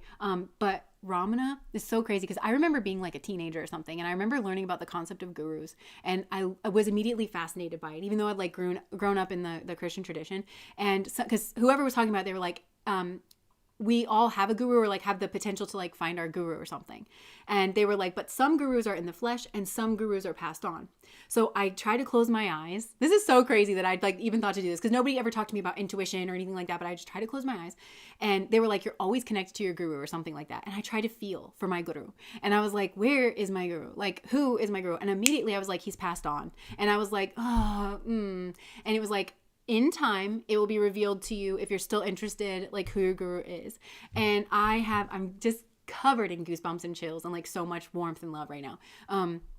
But like, even, you know, when I went to Omega, and I was like, I would meet certain kinds of people, and certain people that I would have conversations with would talk about their gurus and stuff. And there was always something that I find admirable or something. And I'm like, maybe that's my person, but it never like felt right. And then as soon as like I knew about Ramana, like I just knew that he was my guru. And like, I just feel so much love right now. But it's so weird that like, at least his last human life, like where he was Ramana, learning about his life, I feel like he lived that just specifically for me. And I don't mean that in like this selfish way. Like, I'm sure that other people that he is their guru feel the same exact way, where they're like, he lived that life just specifically for me. And that is such a God trait to me, because God to me is the energy that is like, I love you uniquely and specifically, and I love everyone that way. And I truly believe that it's only God that can do that. I think that we can all aspire to that. And it's kind of like we try to attune ourselves to that energy, but we are not God. And so we're always going to kind of fall short of that. And I think it's important to remember that as a person too. And I'm always saying this, like, I love you from over here. Or it's like, maybe I actually do find something about your energy, just I'm allergic to it. Like, it hurts me in some way because I'm a limited being. And it's like, if I try to plant a weed in my garden, it's going to leach the soil. Like, some things in life are just kind of, they're going to fight over resources or something. So it's like, I don't necessarily think it's a top tier ideal to be like, and I love everybody and I also commune with everybody. Like, you're not meant to.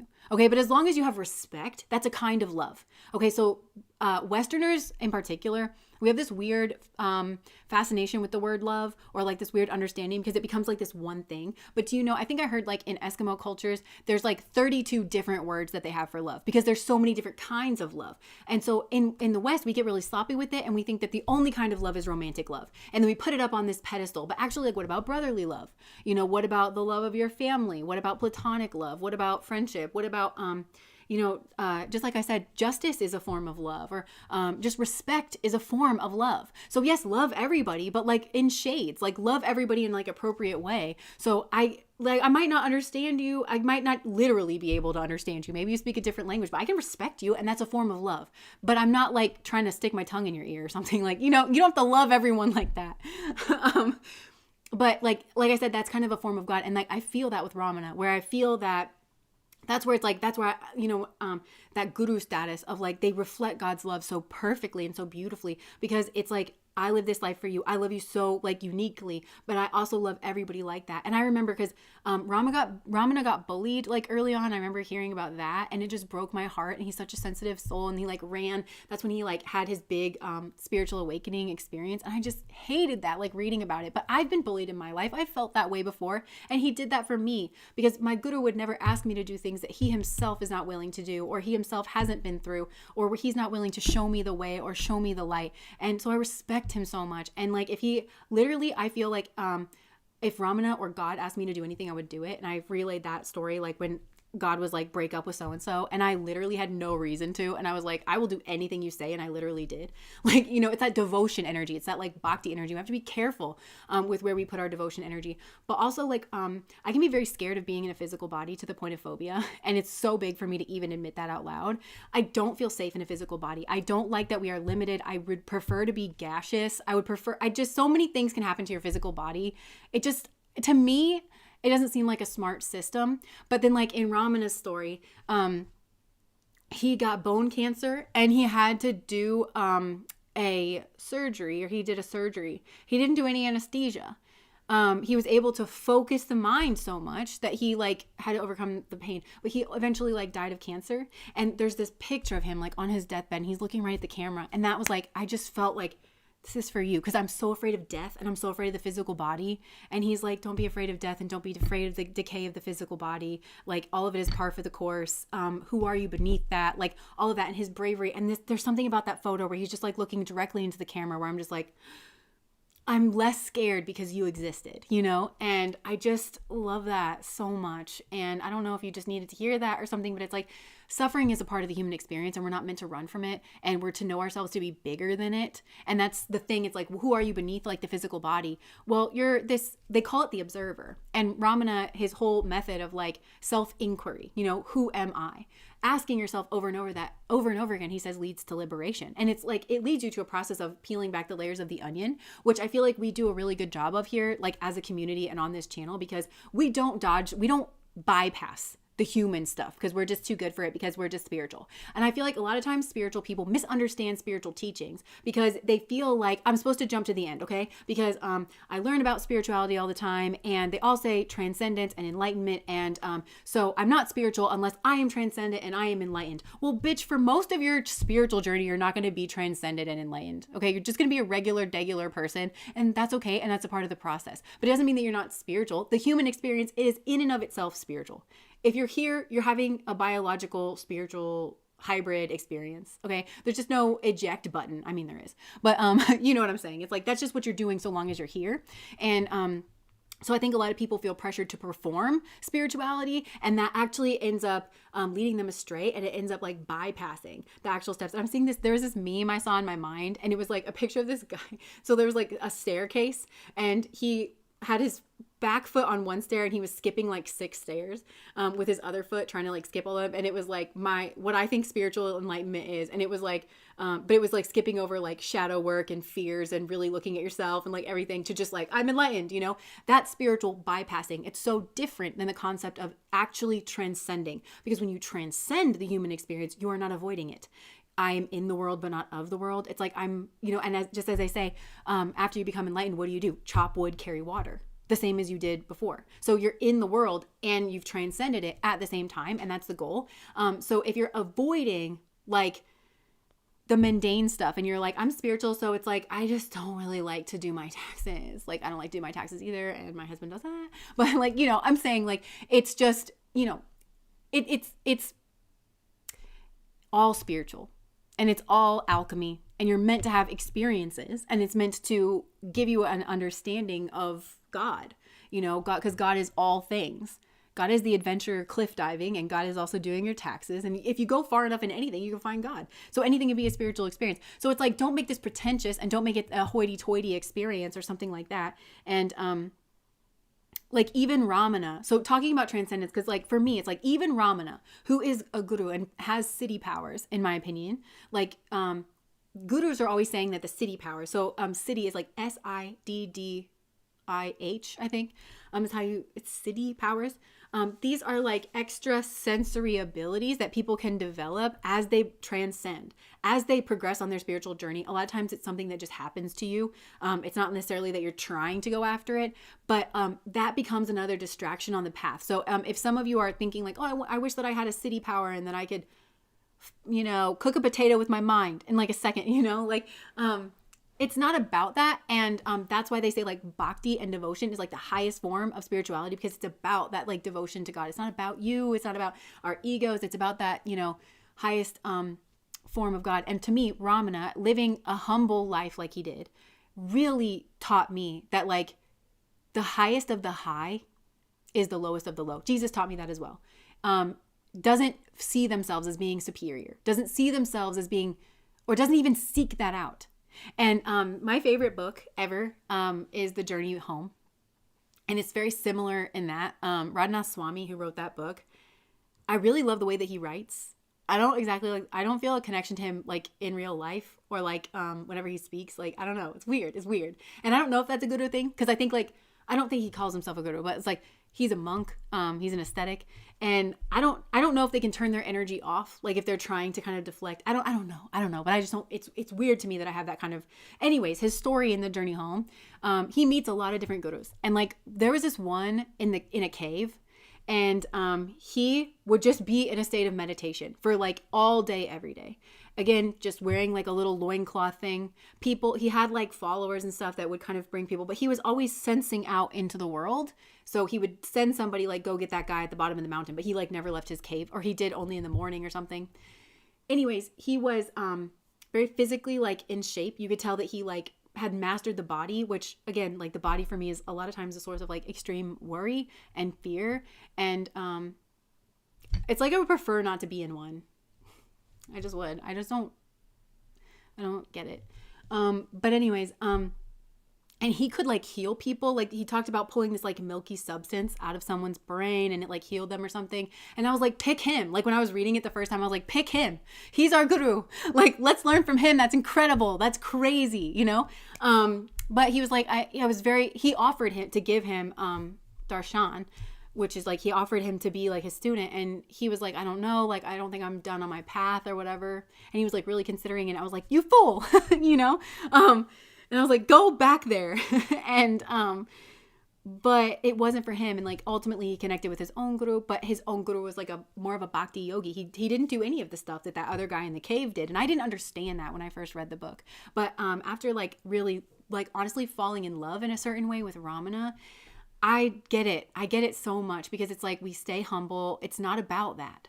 We keep our eye on the prize, and the prize is spiritual enlightenment. The prize is transcendence. It's union with God. It's understanding God. It's showing our love to God. It's showing our devotion to God and his or her, however you want to embody that genderless, amorphous, energetic thing. Like, it's about transcendence. It's about having an experience. It's about getting closer to God. It's about understanding life better. It's like, and it's about strength. It's about cultivating, I think, our own strength, because weakness is, makes us an enemy, and like kind of is an enemy. So I guess this is just where this message is kind of going. And these are just things that I've kind of like pieced together because they're a part of my own journey. Because again, I think that part of the reason why I had to come here to the Earth School, I really hope I don't have to come here again. And I probably will. I'm not going to say that. Alex is always telling me not to like that. He's like, you're kind of prophetic and just be careful what you say. But I think the reason I had to come here is to overcome the body thing, like the limitation thing of like, I just don't understand why I can't be a gas. Like, are you trying to torture me? Like, how can a loving God like put you in a limited physical body that like grows old, decays, and like, but it's because you survive after it. And I think I've told you guys this before, but like, I think this is my first memory ever, like my first actual memory. It's hard for me to tell because of like photographs and things that I've seen of myself young. But I was sitting in the living room. I was like 4, and I was playing with toys, and I have a birthmark on my left thigh. It's like very faint. And then I've got like a dark, it's not like a freckle kind of thing in it. And I had shorts on, and I was like lifting my toy up over that. And immediately I like zeroed in on it and I was panic stricken. I was like, I've not been cleaning this. Oh my gosh, I'm so stupid, because it was like a wound. I remember it being like a wound from past lives. And this is like a documented experience that people have, especially children under 5. Like a lot of times you might not even remember that you remembered past lives, because then the amnesia like fully starts to take in. And they say that children can opt out like before 4. So if you had like a near-death experience before 4, your soul might have been toying with leaving. I did. And you can do that without any repercussion. But anyways, I lifted this toy over my leg, and I had this like full blown experience where I was like, I thought I was 20 years old in my mind. And I was like, oh my God, I'm so stupid. I have not been cleaning this. It's going to get infected. And I was yelling at myself. I was like, why? You're so stupid. Like, why wouldn't you stay off of it? The doctor told you to stay off of it. And it was like an older time. And I had this salve that I had to put on it to like keep the bacteria at bay. But I thought it was never going to heal, because I always had to keep the salve on it to keep like infection from setting in, but I knew it needed to like dry out, but it was like it was like this very delicate, it was annoying, and I was so like mad at myself. And then all of a sudden it was like I snapped out of it, and and then I heard God, what to me was like God's voice in my head, and it said, see this and know that I heal all things. And even though like I was a child and I grew up in a Christian home and I had no concept of reincarnation, I remember thinking, I guess I just had to die for that. I guess I just had to die, for that to go away. But I remember thinking like, I never thought that was going to heal. And then like here I sit in this new body and it's like fully healed and with nothing but like a remnant of like what it used to be.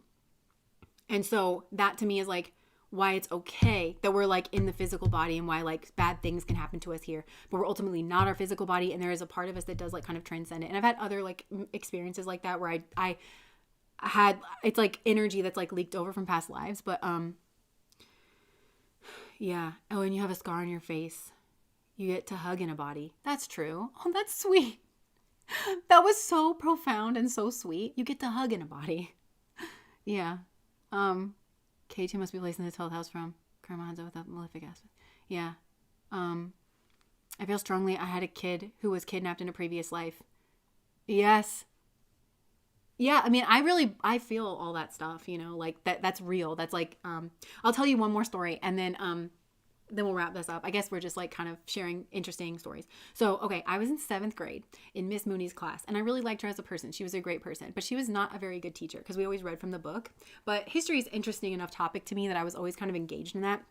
So we were learning about all the different torture methods from back in like the Middle Ages. And you remember learning about that, right? Because you kind of think to yourself, okay, if this was a menu and I had to pick one, which one am I going to pick? Like if I had to experience one of these, which one would I hope that they did to me, And there's like never a good answer. And anyways, I don't know. So we were reading through the book and finally we get to like the last one, which was the breaking wheel. And I remember turning the page, seeing there was an illustration of the breaking wheel and it was like rolling and it was like rolling down a hill. And I had a panic attack. And I think it was like the first time that I'd ever had a panic attack. I didn't know what was happening to me. And I was just like breathing really fast. And I just started getting unexplainably scared. And then this voice came in and it was a male voice. And it was like, it's okay, it's okay, it's okay. Like it was desperately trying to calm me down. It's okay. And I was like, it was me from another life. And I'll tell you how I know that. But it's like, it was saying things to me like, you live in modern times now. There's police, there's justice systems, there's court systems. You're never going to be nabbed and accused, because that's what happened to me in a past lives. I got nabbed, I got called a thief, and I got sentenced to death in this horrible way. It was judge, jury, and executioner, and I didn't do what I was accused of doing. And I had this thought too, because as we were like, I could hear whoever was reading aloud, like reading in the background, and as that was going on, this voice came in and it was so like somber and bitter. And it was like, that's not even the worst part. You don't die right away. You just lay there and you think about your family and what's going to happen to them. And you wonder that's not a method of death. You wonder what's going to kill you. Are you going to bleed out? Is an animal going to come and eat you? Like it's horrible, horrible torture. And I was like, what the is going on? Like, and so I remember leaving that class. I remember walking down the hall in kind of like a daze. Like I had no idea what happened to me. Fast forward to after I had been like at Omega and everything, and I had learned about past lives and like doing the hypnosis and like the past life like experience. So I decided that I wanted to try to do that. And I mentioned that I don't really trust people. So I don't really like the idea of being hypnotized. But I did the Brian Weiss one Weiss is spelled Weiss. If you look up Brian Weiss, like past life regression, if you ever want to do it, because I just want to do it in the comfort of my own home, because you can just open your eyes and like you're awake, you know. And I didn't really think that it was going to work for me, so I sat down to do it, and I actually for some reason was like laying like this, just because that's like how I could get comfortable, because he just tells you to get comfortable, you know. And I just set the intention of like, okay, bring me to the past life that's having the most impact on my life now. And so it can come through in visions, like you can see images, but it can also come through sensations. And I've noticed that it comes through a lot in sensations for me, because I'm very just skittish, and like my guides are trying not to traumatize me. So I couldn't I couldn't move my arms and I couldn't move my legs. And I was like, am I a mummy? Am I buried alive? What's happening? I realized that I was thinking I was a mummy because my hands were like this, but I had been put on the breaking wheel, and they hit me so hard that they severed like nerves, like and I couldn't like move or anything, and I was just like tied to it. And if they took mercy on you, they would hit you in your thigh to bleed you out faster. But I don't think I got bled out faster. But anyways, that was that lifetime. And he has you go back to like a significant memory. I was a man, which was very startling. I was a man in that life. And so the memory that I went back to was my wedding, and I was very happy. And I actually think that she was a piece of shit. I'm pretty sure that she came from some kind of secret something, because she was pregnant. And I think that she had maybe been, I don't know, she was involved in something. And I think it was like a quick, like kind of cover up, because in that life, my business was starting to take off. I was starting to make a name for myself, and I felt like I was ready to take on a wife. And so it just kind of like overlapped, and I felt like it was kind of an answer from God or something. But really, I loved her so much, and she, just betrayed me. But I also betrayed myself. So anyways, like I was a man in that life, and that was the man's voice, I'm pretty sure, that I heard. And I was very Christian. And also I had those buckle shoes on, because I remember looking down and seeing the buckle shoes. And actually when I was in middle school, the buckle shoes were like in, and I had a pair of buckle shoes, and I would always stare at my buckle shoes. And it was crazy for me to see the buckle shoes in that life. And then like to kind of make that, connection. But I hung out with the wrong crowd, which honestly is something that I do a lot. Like, I've always hung out with people that are unsavory, but I've always kept my own like purity and my own, like, I feel like I'm just a very forthright person. I was never intimidated by that, but you really do have to watch the company that you keep. And I've learned that definitely in this life. I was supposed to be learning it in that life, because that's ultimately what led to my death, is because I got one of my friends, like I got framed for, he didn't want to get caught out for whatever he was doing. And then, and what was sad is when I got grabbed, this little kid told me that, they were going to come for my friend. He was my best friend in that life, and he ran a bar. And, I just, without thinking, like ran in there to tell him or to get him. He wasn't there. I ran out to the back alley, and they grabbed me. And I looked over and I saw him, and his shirt was pulled out like they had roughed him up. But that's when I like took off, and then I died on the breaking wheel. So anyways, I don't know why I'm telling you that, other than to just tell you, like, I just know that that's what I lived. And I know it because my guides do this a lot with me, where like I got that impression when I was in 7th grade, and I knew nothing about past lives. I knew nothing even about panic attacks, you know, and I had that very visceral experience, and I was like, what? Why am I comforting myself by telling myself, like, there's a system for this? Like, you know, there's a, you know what I'm saying? Like, there wasn't a system like back then. People just got like accused of things, and it didn't matter what the evidence was, and it didn't matter like who you actually were and stuff.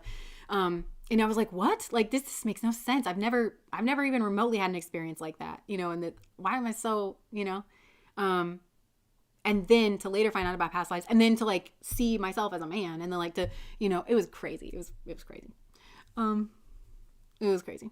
Anyways, it's so intense. And I didn't even think it was going to work on me, let alone it did. And then it actually like connected so many dots to experiences that I already had, and just natural ways that I feel when I'm around certain people in certain scenarios. Don't think the system is on your side. The system has no justice. Yeah. But I guess like it's, I don't know. There's good and bad to everything, and like mob justice isn't like any better. She always chooses me to be your mom. Yeah.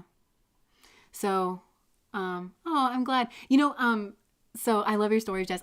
There's certain things too where it's like, I know that I'm experiencing this because I'm supposed to tell other people who have had these experiences, but they've never had them validated. I just know that I'm supposed to share certain experiences that I've had with other people, because it's more common than people realize. But I don't know if it's supposed to like make people feel less alone or something, or just to let people know that like, yeah. And it was weird for me too, because I grew up in a Christian household again, like where there was no, I learned about Joseph in the Bible, and I would have some kind of prophetic dreams here and there, very few and far between. I would have prophetic dreams that would come true. And I always thought that was weird, and I couldn't control it or anything. But yeah, I think that this is just a natural part of being like an etheric being. Like it leaks through even like when you're limited in your body. So I'm just like, I don't know, I'm being told to tell you like, take it seriously, explore these things. If you feel comfortable in whatever way you feel comfortable, validate yourself and your experiences, get curious about these things instead of like shutting them down. Cause I feel like it may have like some kind of answers. At least it can point you in a direction of like, oh, I'm clearly working through like this in this lifetime, but maybe not to the extent that I had to in like a past lifetime sort of thing. So, yeah. Aw. I used to lie down in the afternoon when I was young, and movie plays in my head of myself being kicked by men in boots and saw my person watching but can't fight them. Oh my gosh. That reminds me of the scene in Salt with Angelina Jolie, and she's that undercover agent, and she actually ends up falling in love with her husband. And then like when the Russian agents come, and then they put him in the bottom of that well, and she clearly loved him and you could tell, but she had to pretend like she didn't while he like got drowned. Anyway. Yeah, I want to write these things down. I told my mom she needs to cleanse her house. My brother has a dark attachment. I felt so scared last Friday to find out my brother was holed up with a gun for 2 hours. Oh my gosh. Yeah. That's making me think of the greatest trick the devil ever pulled was convincing the world that he didn't exist. So it's like all these energetic things, I think too. It's like, oh, that's nothing. Like, don't look into that. You know, you're crazy. Still waiting for Jess's book. You guys are gonna be waiting a long time for my book, okay? Because I don't have the time to write a book. But I used to, I think, I don't know. I think that I eventually will write a book. When I was a kid, I used to write diary or biographies for my cats. I had this cat, Donzer, from the Donzerly Light. My mom used to make me say that to everybody. She's like, tell them what you named your cat. And I'm like, it's Donzer. From the Donzerly Light. I used to think Donzer was one word. But so I was very young when I got this cat. But I kept a little journal of all his diary. I was like, the world needs to know about my cat.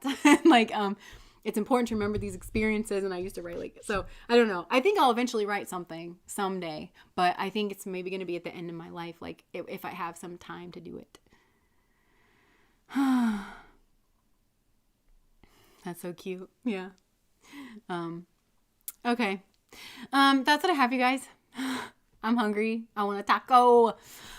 Enjoy the rest of your day. Thank you guys for being my people. Thank you to everybody that supports me on Patreon and the super chats and just coming here to share your energy and your experiences. Everyday magic candles are 30% off for Sam Hain while supplies last. So all right. Thank you guys for being my people. Thank you for being alive. It's sometimes scary and harrowing, but here we are. All right. My stomach's going to growl in a big way, and I don't want that to happen on camera, so I'm going to go. Bye, guys.